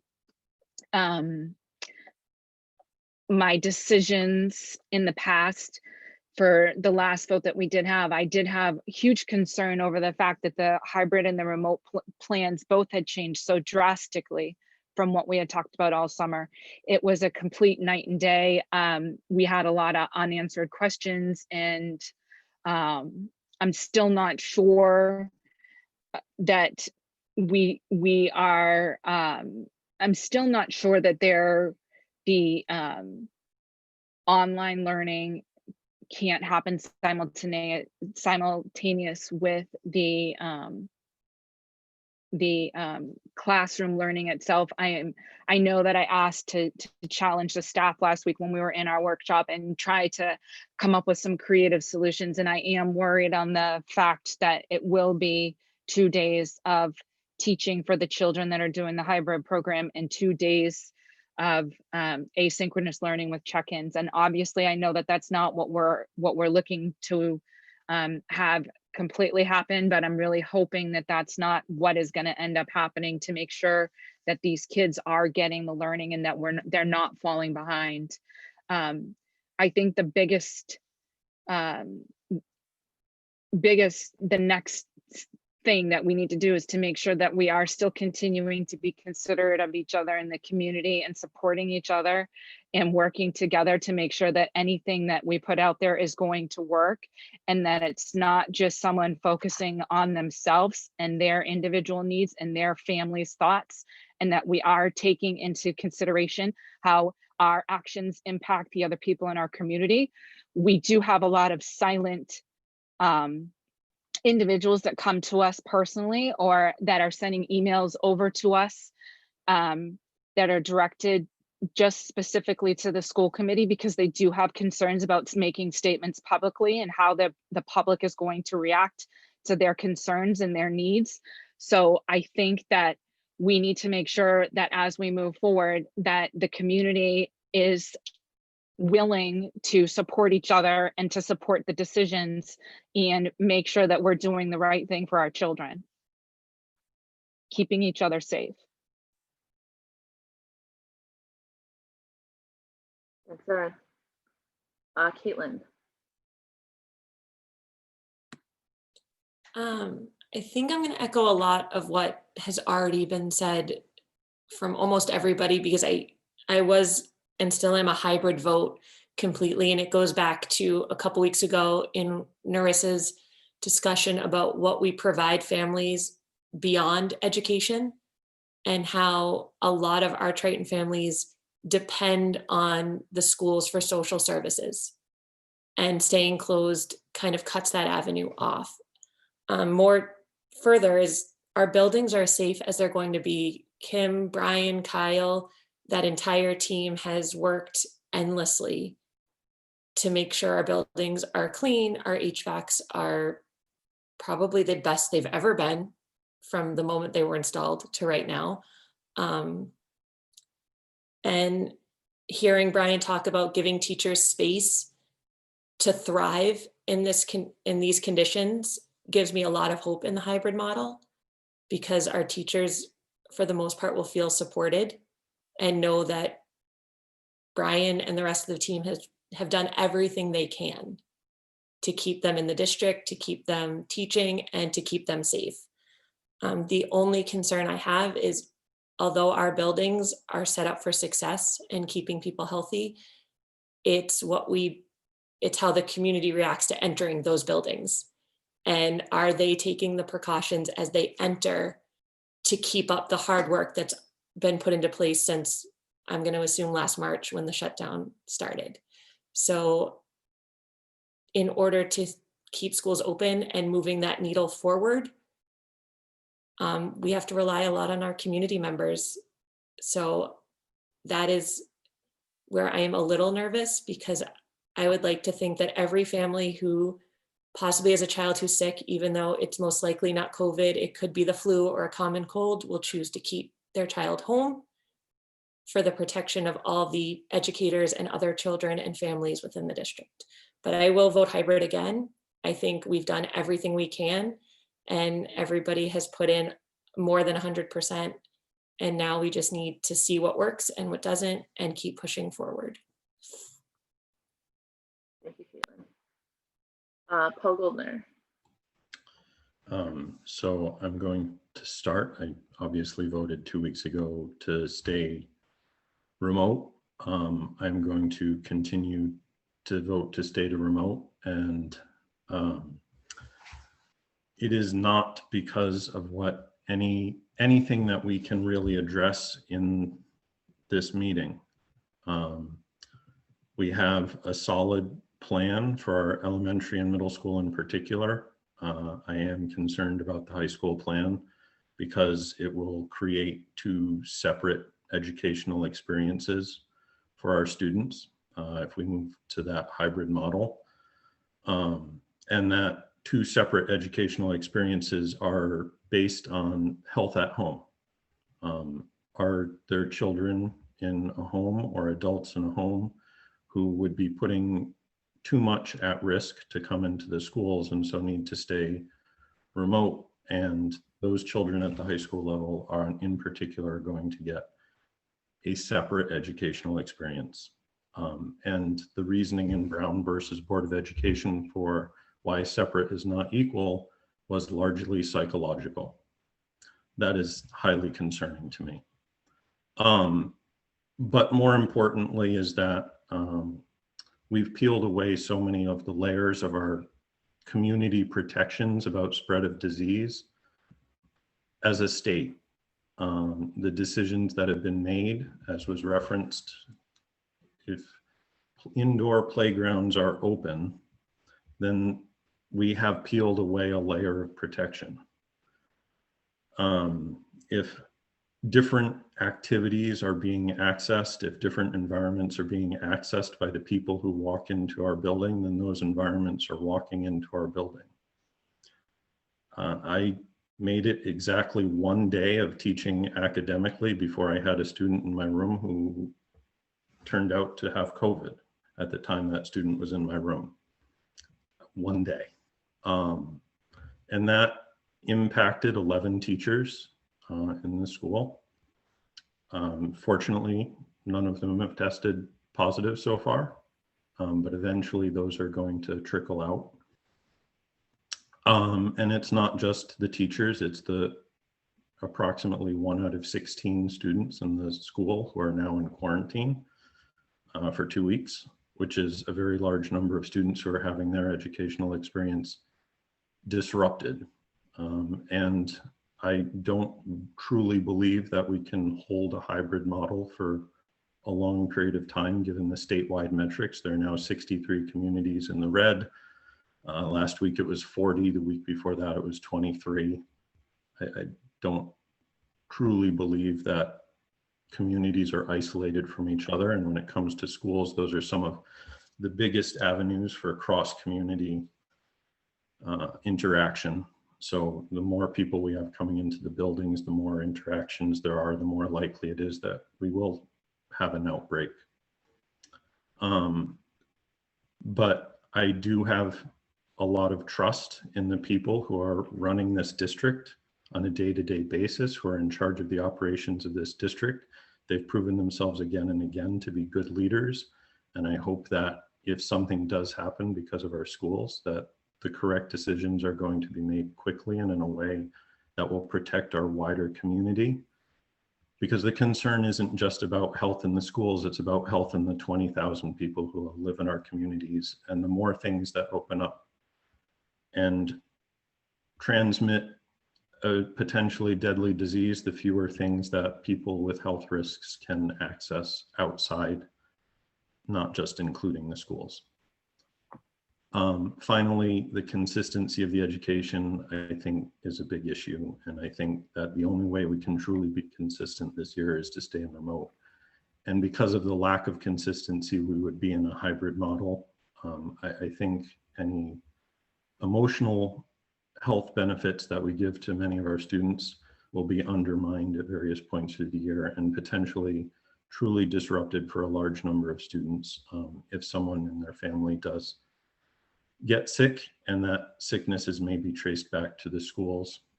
And I hope that doesn't happen. I hope I'm wrong about how we can handle this virus and in our communities after schools open up, but I fear that what's happened in many other communities will happen here as well.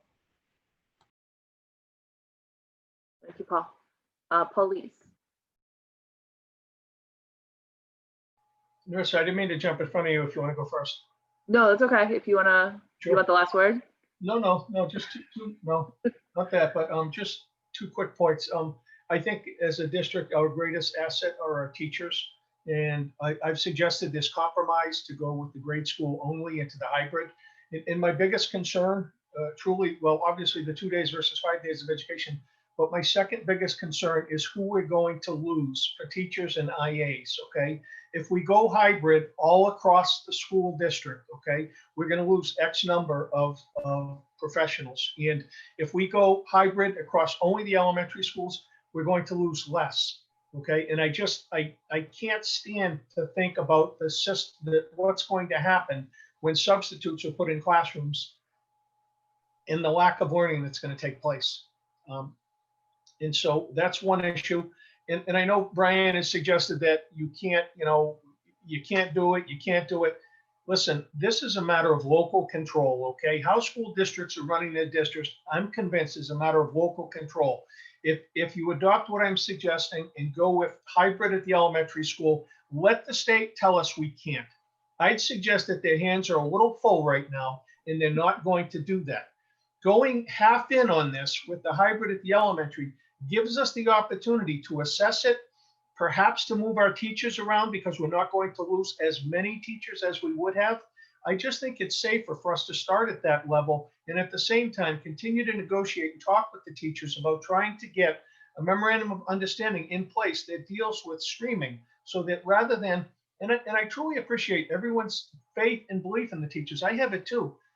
But if we get something in place negotiation wise that pushes the teachers towards recognizing that they have to reach their students 5 days a week through a streaming model, and we get that technology in place, I just think it's really the direction we have to go. Thank you. Thanks, Paul. So that, I think that's all 8, right? So that would bring us back to me. So, I mean, I've been a hybrid vote all along for all the reasons I stated last week. I think the committee or the district rather is, it's an educational organization, but it has evolved over years to become a social services organization. And the root of what we do is taking care of kids and in some cases their families as well, and making sure that they stay safe and that they stay well, and that's something that we can't overlook in the notion that we're just that we are an educational organization. That's not our sole and undertaking, and I guess I would say, that's not even our primary undertaking and anymore necessarily. I want to echo what Paul said. Their teachers are definitely the heart of what we do here. I think that they're going to do everything that they've done for remote. They're going to do it for hybrid. They've learned new platforms. They have figured out new ways to reach students. They have developed new techniques and new tactics. They have worked together. They have worked separately. They have brought in ideas from I literally see them tagging each other on Facebook sometimes, like, hey, what do you think about doing this in the classroom? So they're bringing in ideas from even other schools where people have tried something and it's worked or it's not worked. I hear what Paul's saying about wanting to make sure that that connection is happening, but I also think we need to trust teachers and know that that's not going to be the best thing for every class that's out there. And once we set it as the standard, we take away the flexibility that teachers have to do what's right for their classes and their students. And I don't personally think that that's a good thing. On elementary school versus middle school and high school, I think there's two very different needs there. At elementary, it's academic and to some degree, some basic caregiving. Those are our students that are, at highest risk of having an issue at home and us not knowing it because they literally don't have a way to reach out. At the high school, I think it's mental health. I mean, if you look at all the studies that are out there, the rates of depression that are happening with teens, the isolation that comes along with remote learning, those are, I'm sure they're happening at the elementary level, but the big concerns for that are definitely in the teenagers. They're, in those students who are very much the social animals that they are, and they need that those supports. I don't think that those are going to be fulfilled as much as some think they are. I just, having been through the schools and having seen layouts, I don't think that interaction is going to be there to the degree that that some think it will be, but I think it will still be an improvement just to see some familiar faces, albeit behind masks, and to be in a different environment, to get out of the house or out of wherever they're doing remote learning, and get into a school environment with a routine that's feeling more familiar. I want to go back to and just say, I don't think a lot of our students are accessing a full 5 days. So I think for a lot of people, this has been seen as you're getting 5 days now, and it might be a step down. I think for a fair number of students, it's actually going to be an increase in the amount of learning and possibly in the amount of instructional time that they're doing. I also think that this is going to be a period of adaptation. That's the word as far as I'm concerned for the school year. The teachers, obviously, staff all stepped forward and they adapted to a remote learning model when they were asked to do that over the summer. They've pushed the limits on remote learning, I think, even farther over the last few weeks. And I think, to the point of having surveys and ongoing communication, people need to keep those lines open so that we can make sure that that where there are issues, they're quickly identified, and that there's awareness and some cooperation on working together to resolve them. And I think I will absolutely echo what I heard many, many people say, which is that our schools are dependent on our communities being as safe as possible. And I respect that people would like to have large gatherings. And I don't know what to say to that. You can have one, I think, or you can have the other. You can't have both. So I would ask people to forego the large gatherings, wear masks when you're around other people, social distance.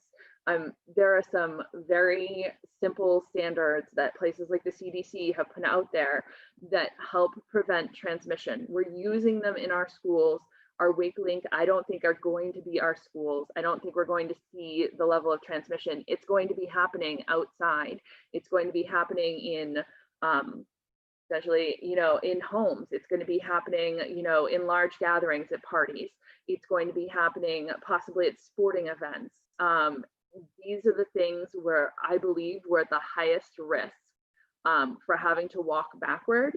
And I would just say that, I have heard repeated calls from many people that they would like school and hybrid, and this is on our communities to make sure that those new cases stay low. So I guess those were my points. So any further discussion before we have a roll call vote? Seeing none. can I get a motion? It's in the agenda. And I'll ask the superintendent first. If we're calling for a date, would we consider that date, if someone's going to be making a motion to hybrid, would we consider the date for that to be effective on the 26th or the 27th? I think it would technically be the 27th because a professional development day on the Monday, the 26th would be for all students, remote or otherwise. So it would be scheduling that professional development day for Monday, the 26th, beginning the hybrid learning effective Tuesday. Okay. October 27th. So Madam Chair, I'd like to try what I tried earlier today and make a motion. Again, and my motion this time is to go to hybrid in the elementary schools only. That's my motion. Do I have a second? I'll second that motion. Any discussion? That's my line. Well, I'm taking over. Any discussion? Yes, I have a discussion. Go I ahead, don't Linda. know. So when we go to make this vote, are we making a vote to agree with Paul, or I don't know how we would vote for that if I'm not in favor of a hybrid for just the elementary school? Correct. So this would put us, this is the same thing we talked about back on September 30th, is that there may have to be multiple votes. So if Paul makes the motion, Paul Lees, sorry, three Pauls making confusion here. Paul Lees makes the motion, Paul Goldner seconds it, right? We're gonna do a roll call vote. If it fails, then we would need someone else to make a new motion. Right. And then it would need a new second, and then we would go through a roll call vote again. Okay, I just want to make sure that when we vote, that we understand what we're voting for. Absolutely. So a yes vote is what I said, and a no vote is not what I said. Yeah. Any further discussion? All right. Let me find my roll call list real quick. Erin. Yes. Erin's a yes. Paul Goldner Yes. is a yes. Maureen. No. Maureen's a no. Okay. Caitlin. No. Caitlin's a no. Paulise. Yes. Paulise is a yes. Linda. No. Linda's a no. Paul Mayette. No. Paul Mayette is a no. Tina. No. Okay, and I'm a no as well, so that would give us 3 yeses and 6 noes. So that would fail on that vote.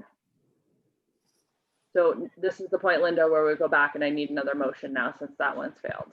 Okay, I'll make a motion to go hybrid K through 12. And can I get an effective date on that? Sorry, that's one thing that I need in that vote. So it would be a motion to approve a shift to a hybrid learning model effective kindergarten through 12th grade on October 27, 2020. So do I have to say all that? You can say I make the motion. Okay, I make that motion. All right, thank I'll you. second it, Narissa. Maureen, okay. Any discussion on this one? So we're clear that a yes vote here would move K through 12 all to hybrid starting on the 27th. All right, I need a roll call vote. Erin? Yes. Thank you. Paul Goldner? No. Is a no. Okay. Maureen? Yes. Is a yes. Caitlin? Yes. Is a yes. Paulise? No. Is a no. Linda? Yes. Is a yes. Paul Mayette? Yes. Is a yes. Tina? Yes. Is a yes. All right, and I'm a yes. So that gives us 7 for the motion and 2 against the motion.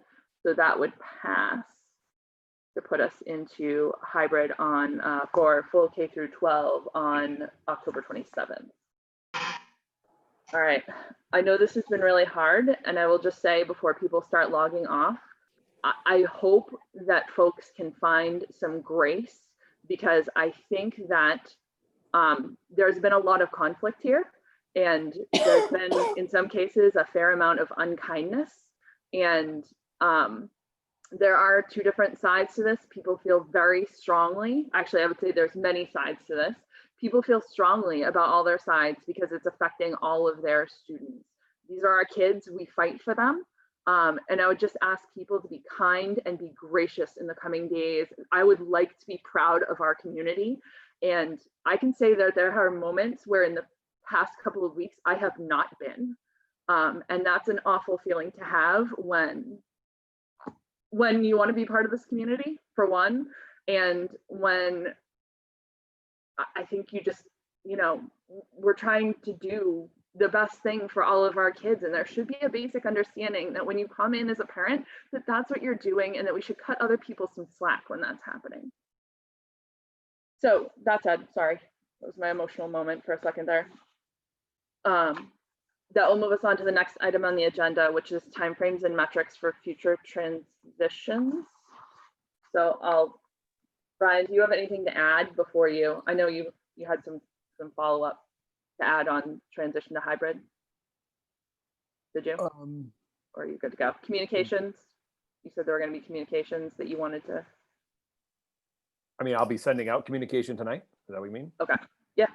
Okay. Yeah, so yes, I will send out tonight. communication tonight based on that vote. The one thing that you also needed to do is formally schedule that Monday, the 26th, as a professional development day. So that was not, I don't believe, wrapped into the motion.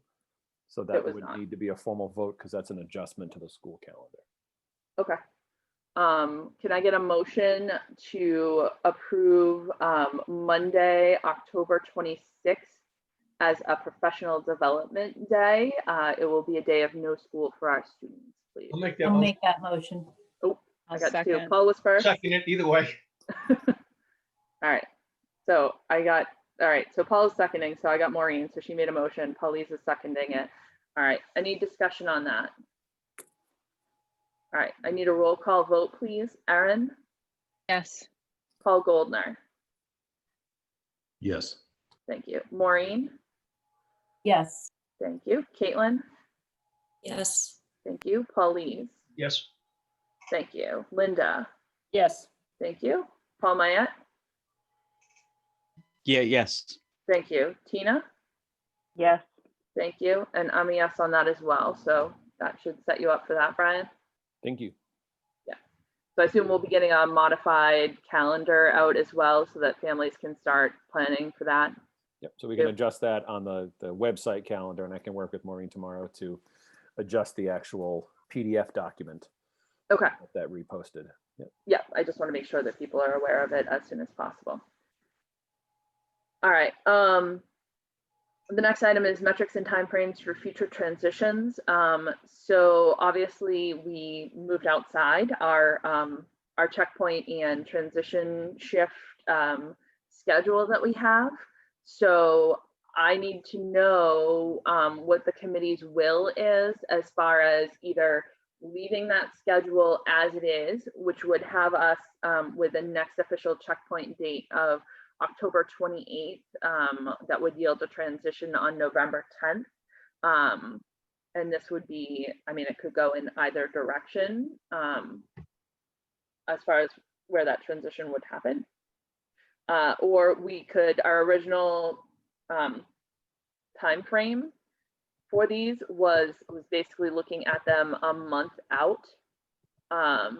So that would put us, let me see real quick.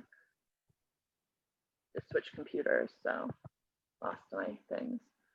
So we would have a tentative school committee meeting. We have one on November 18th. So that would be a next checkpoint date possibility with a transition one way or another, again, either as quickly as possible, depending on which way it was going, or approximately, you know, a couple weeks later. Do we want to stay where we are on the schedule, or do you want to move out to November 18th? Any preference? Narissa? Yeah, Maureen. I think I'd be in favor of moving out to November 18th. I just feel like the 28th is too soon to really, I mean, I'm not sure what we'd be discussing, Right. Yeah. you know? So, I mean, yeah, I mean, I'm fine pushing it out. I would just also add, you've got a business meeting on the 4th of November too. We do. That's true. We can Yeah, also you've use got that. 4th and the 18th because of Veterans Day and Thanksgiving. So there, it's the 1st and 3rd of the month rather than the 2nd and 4th Wednesday. And so we'd be discussing whether we'd be moving backwards or forwards or what. I'm just. I think that's what happens at this point is we're going to be, you know, obviously checking in and seeing if there's, you know, the metrics. I'll be checking and posting metrics weekly, right? So you'll be getting those. I'll make sure that they go out to everyone by email as well, so that you're specifically aware when they're updated. I think that's an easy thing to do. So we could schedule a quick meeting if we need to, but I think it's a good thing to just check in on those metrics periodically and kind of see where they're sitting. But I think there's also, right, there's this idea that there's going to be a potential for progression. Right now, I would see the 6-foot social distance as being the big thing that's kind of governing against that fully in person. The metrics call for if there are major organizations that are changing that guidance, that a new feasibility study would be run based on whatever the new recommended distance is. And if that would allow for a fully in-person return, then that's something we could opt for at that point. There would also have to be low community cases and no school cases in the prior 2 weeks for that to happen. So to my thinking, that's a lot easier conversation to have than the ones that we've been having lately. But it's still something that we need to checkpoint in on periodically and have those conversations. And it may be a very quick one. So would it make sense? We already have 2 meetings a month on our schedule. Would it make sense to just sort of shift to those dates, which are already pre-scheduled? I mean, in a normal year, we just usually only use one of those, but you know, if we could say that we're potentially going to be using both of those, and then if something comes up that we have to schedule something else in there, then we could figure that out. But I don't know. Yep. So as Brian said, the 4th would be our business meeting. We could put a checkpoint vote on that night and just include it as part of that business meeting. I don't know for sure that we'll be using the meeting on the 18th. You know, I'm guessing that we would decide that on the 4th. I don't think there's anything pressing that is on the general, you know, we have a school committee list of the things that we typically handle in certain months. I don't think there's anything pressing that couldn't be handled on the 4th if we decided that that was our next meeting. So do you want to move it to the 4th? Is that your suggestion? Is put it in the business meeting on the 4th? I don't know. I feel like there's not going to be enough information for us to make any kind of change or, but we have to have our business meeting. So I don't know. I was gonna say, so the meeting on the 4th is happening, right? That is your November monthly business meeting. I would suggest that we put on the agenda a discussion about this, and everyone takes away kind of the thoughts about how to progress. I mean, we talked earlier about the fact that moving back to remote is either going to be a series of weekly bad news, right, for our city, you know, for our towns, that's going to make an overall shift, or a specific case where I'm going to have to make the determination, short-term, long-term, to put a school or the district into remote for a time being. I think the other side of that is the discussion that, like Narissa said, it's moving forward towards full in-person, and the major hurdle, and I would argue really the only hurdle to overcome, is that 6-foot distancing. So I think if we can have a discussion on the 4th, framing what, you know, kind of thoughts around that, and what is the what is the threshold as it is outlined in the metric. I think we can kind of set a course from there, from the 4th out, saying at a minimum it's an update on the business meeting, which is, you know, generally the second Tuesday of every month, And then and whether it's an automatic also, the second with the tentative meeting, or that's held as an interim if needed. If there is data that changes, if like Narissa said, she's updating that metric on a weekly basis and we're posting it on the Stay Connected page, we're going to be talking about it informally. You can't talk about it publicly as a committee, but it's going to be out there. So if that's changing, we need to hold a meeting. Or if there's changing beliefs around the 6-foot distancing, if there's new data, vaccines, I mean, you know, all those things as time moves on, as things change and warrant that, then we, you know, use the meetings as they're scheduled. So that'd be my suggestion, is put it on the 4th as a full-fledged discussion. Everyone has a chance to think about it. And I think really it's the 6 foot.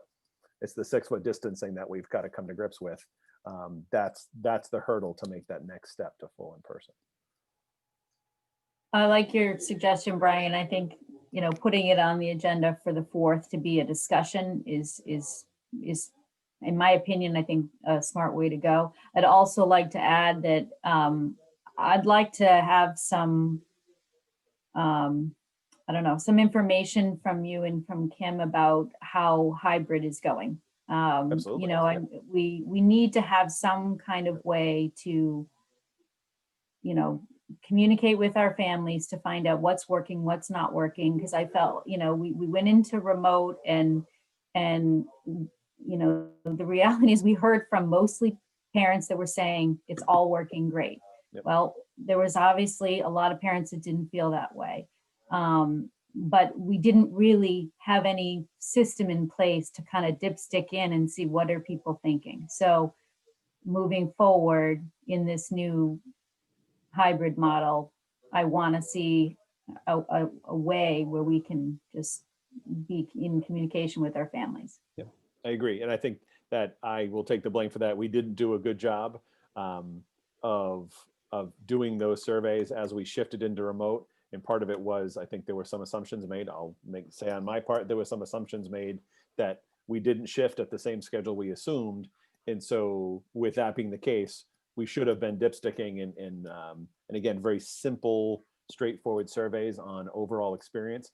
So when we get to the November 4th meeting, it'll be hard to give you any meaningful data because we will literally have had, well, I mean, as far as a survey, we can give you anecdotal data because we will have had 6 days in remote or 6 days in hybrid. We'll have had Tuesday, Wednesday, Thursday, Friday, Tuesday, Wednesday by the time we meet on the 4th. But certainly by the following meetings, yes, providing data and overall experiences is important. Yeah, I don't think that the data that you would come on the 4th with would be, I mean, it's just not enough time. Right. But I think if you can come with a plan of how you're going to do that would be great. Yep, absolutely. And I think then I forget who mentioned it earlier, that the notion of just because we shifted to hybrid, that this is it, right? We've arrived and this is what it's going to be like forever. That if there's ways to improve and things aren't working, we're going to continue to refine and tweak it and make it better. So. Yeah. Pauline, I guess, and I don't know if Linda and then Erin, I don't know if Linda still got her hand up, but go ahead, Paul. Thank you. So are we going to continue to meet as a committee remotely?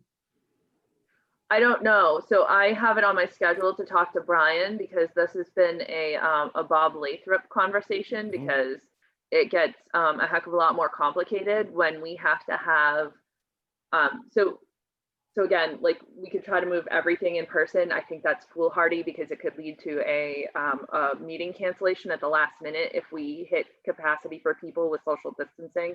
It just seems like that's counterproductive to me, which means the other option is that we then have to have partial remote and partial in person, and we have to be able to do an ample job videotaping the people in person with social distancing.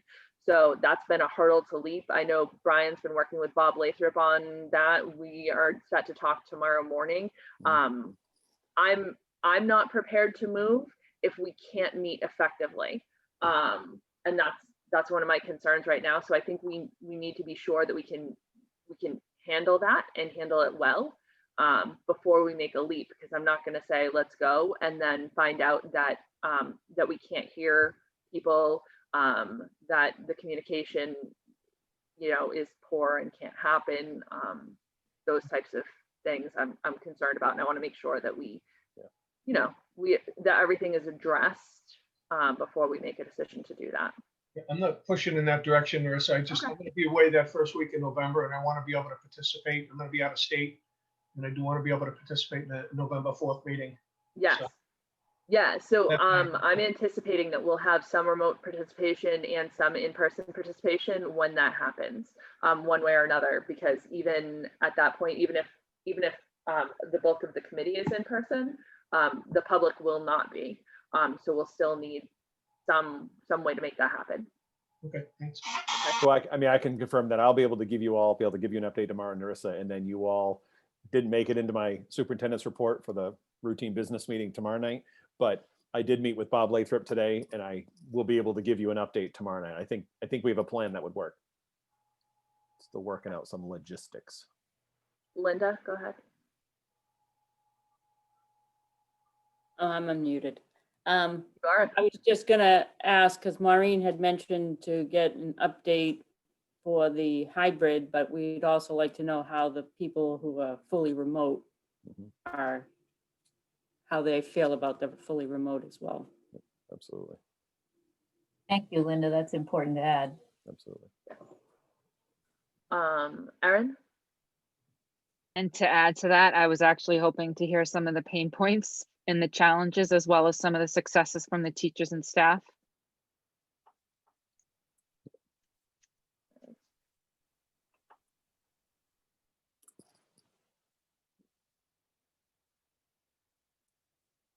Indeed. Okay. Thank you, Erin. Any other comments, questions on that? All right, so we are set to meet tomorrow night at 7 o'clock for our business meeting. So I will see you all here then. Can I get a motion to adjourn, please? I'll make a motion to adjourn. I'll second it. And Linda? Any discussion? All right. Can I get a roll call vote, please? Erin? Yes. Paul Goldner? Yes. Maureen? Yes. Caitlin? Yes. Pauline? Yes. Linda? Yes. Paul Mayette? Yes. Tina?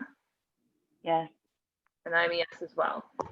So thank you all for your time. I hate making you guys meet twice in 1 week, but I also wouldn't want to be starting a business meeting at 9:48. So I'm glad that we made the decision to put that on tomorrow, and I will see you all then. Thank you very much. Hey, Good night, Brian. everyone. Brian? Yeah. Can you hang on for just a sec? Of course.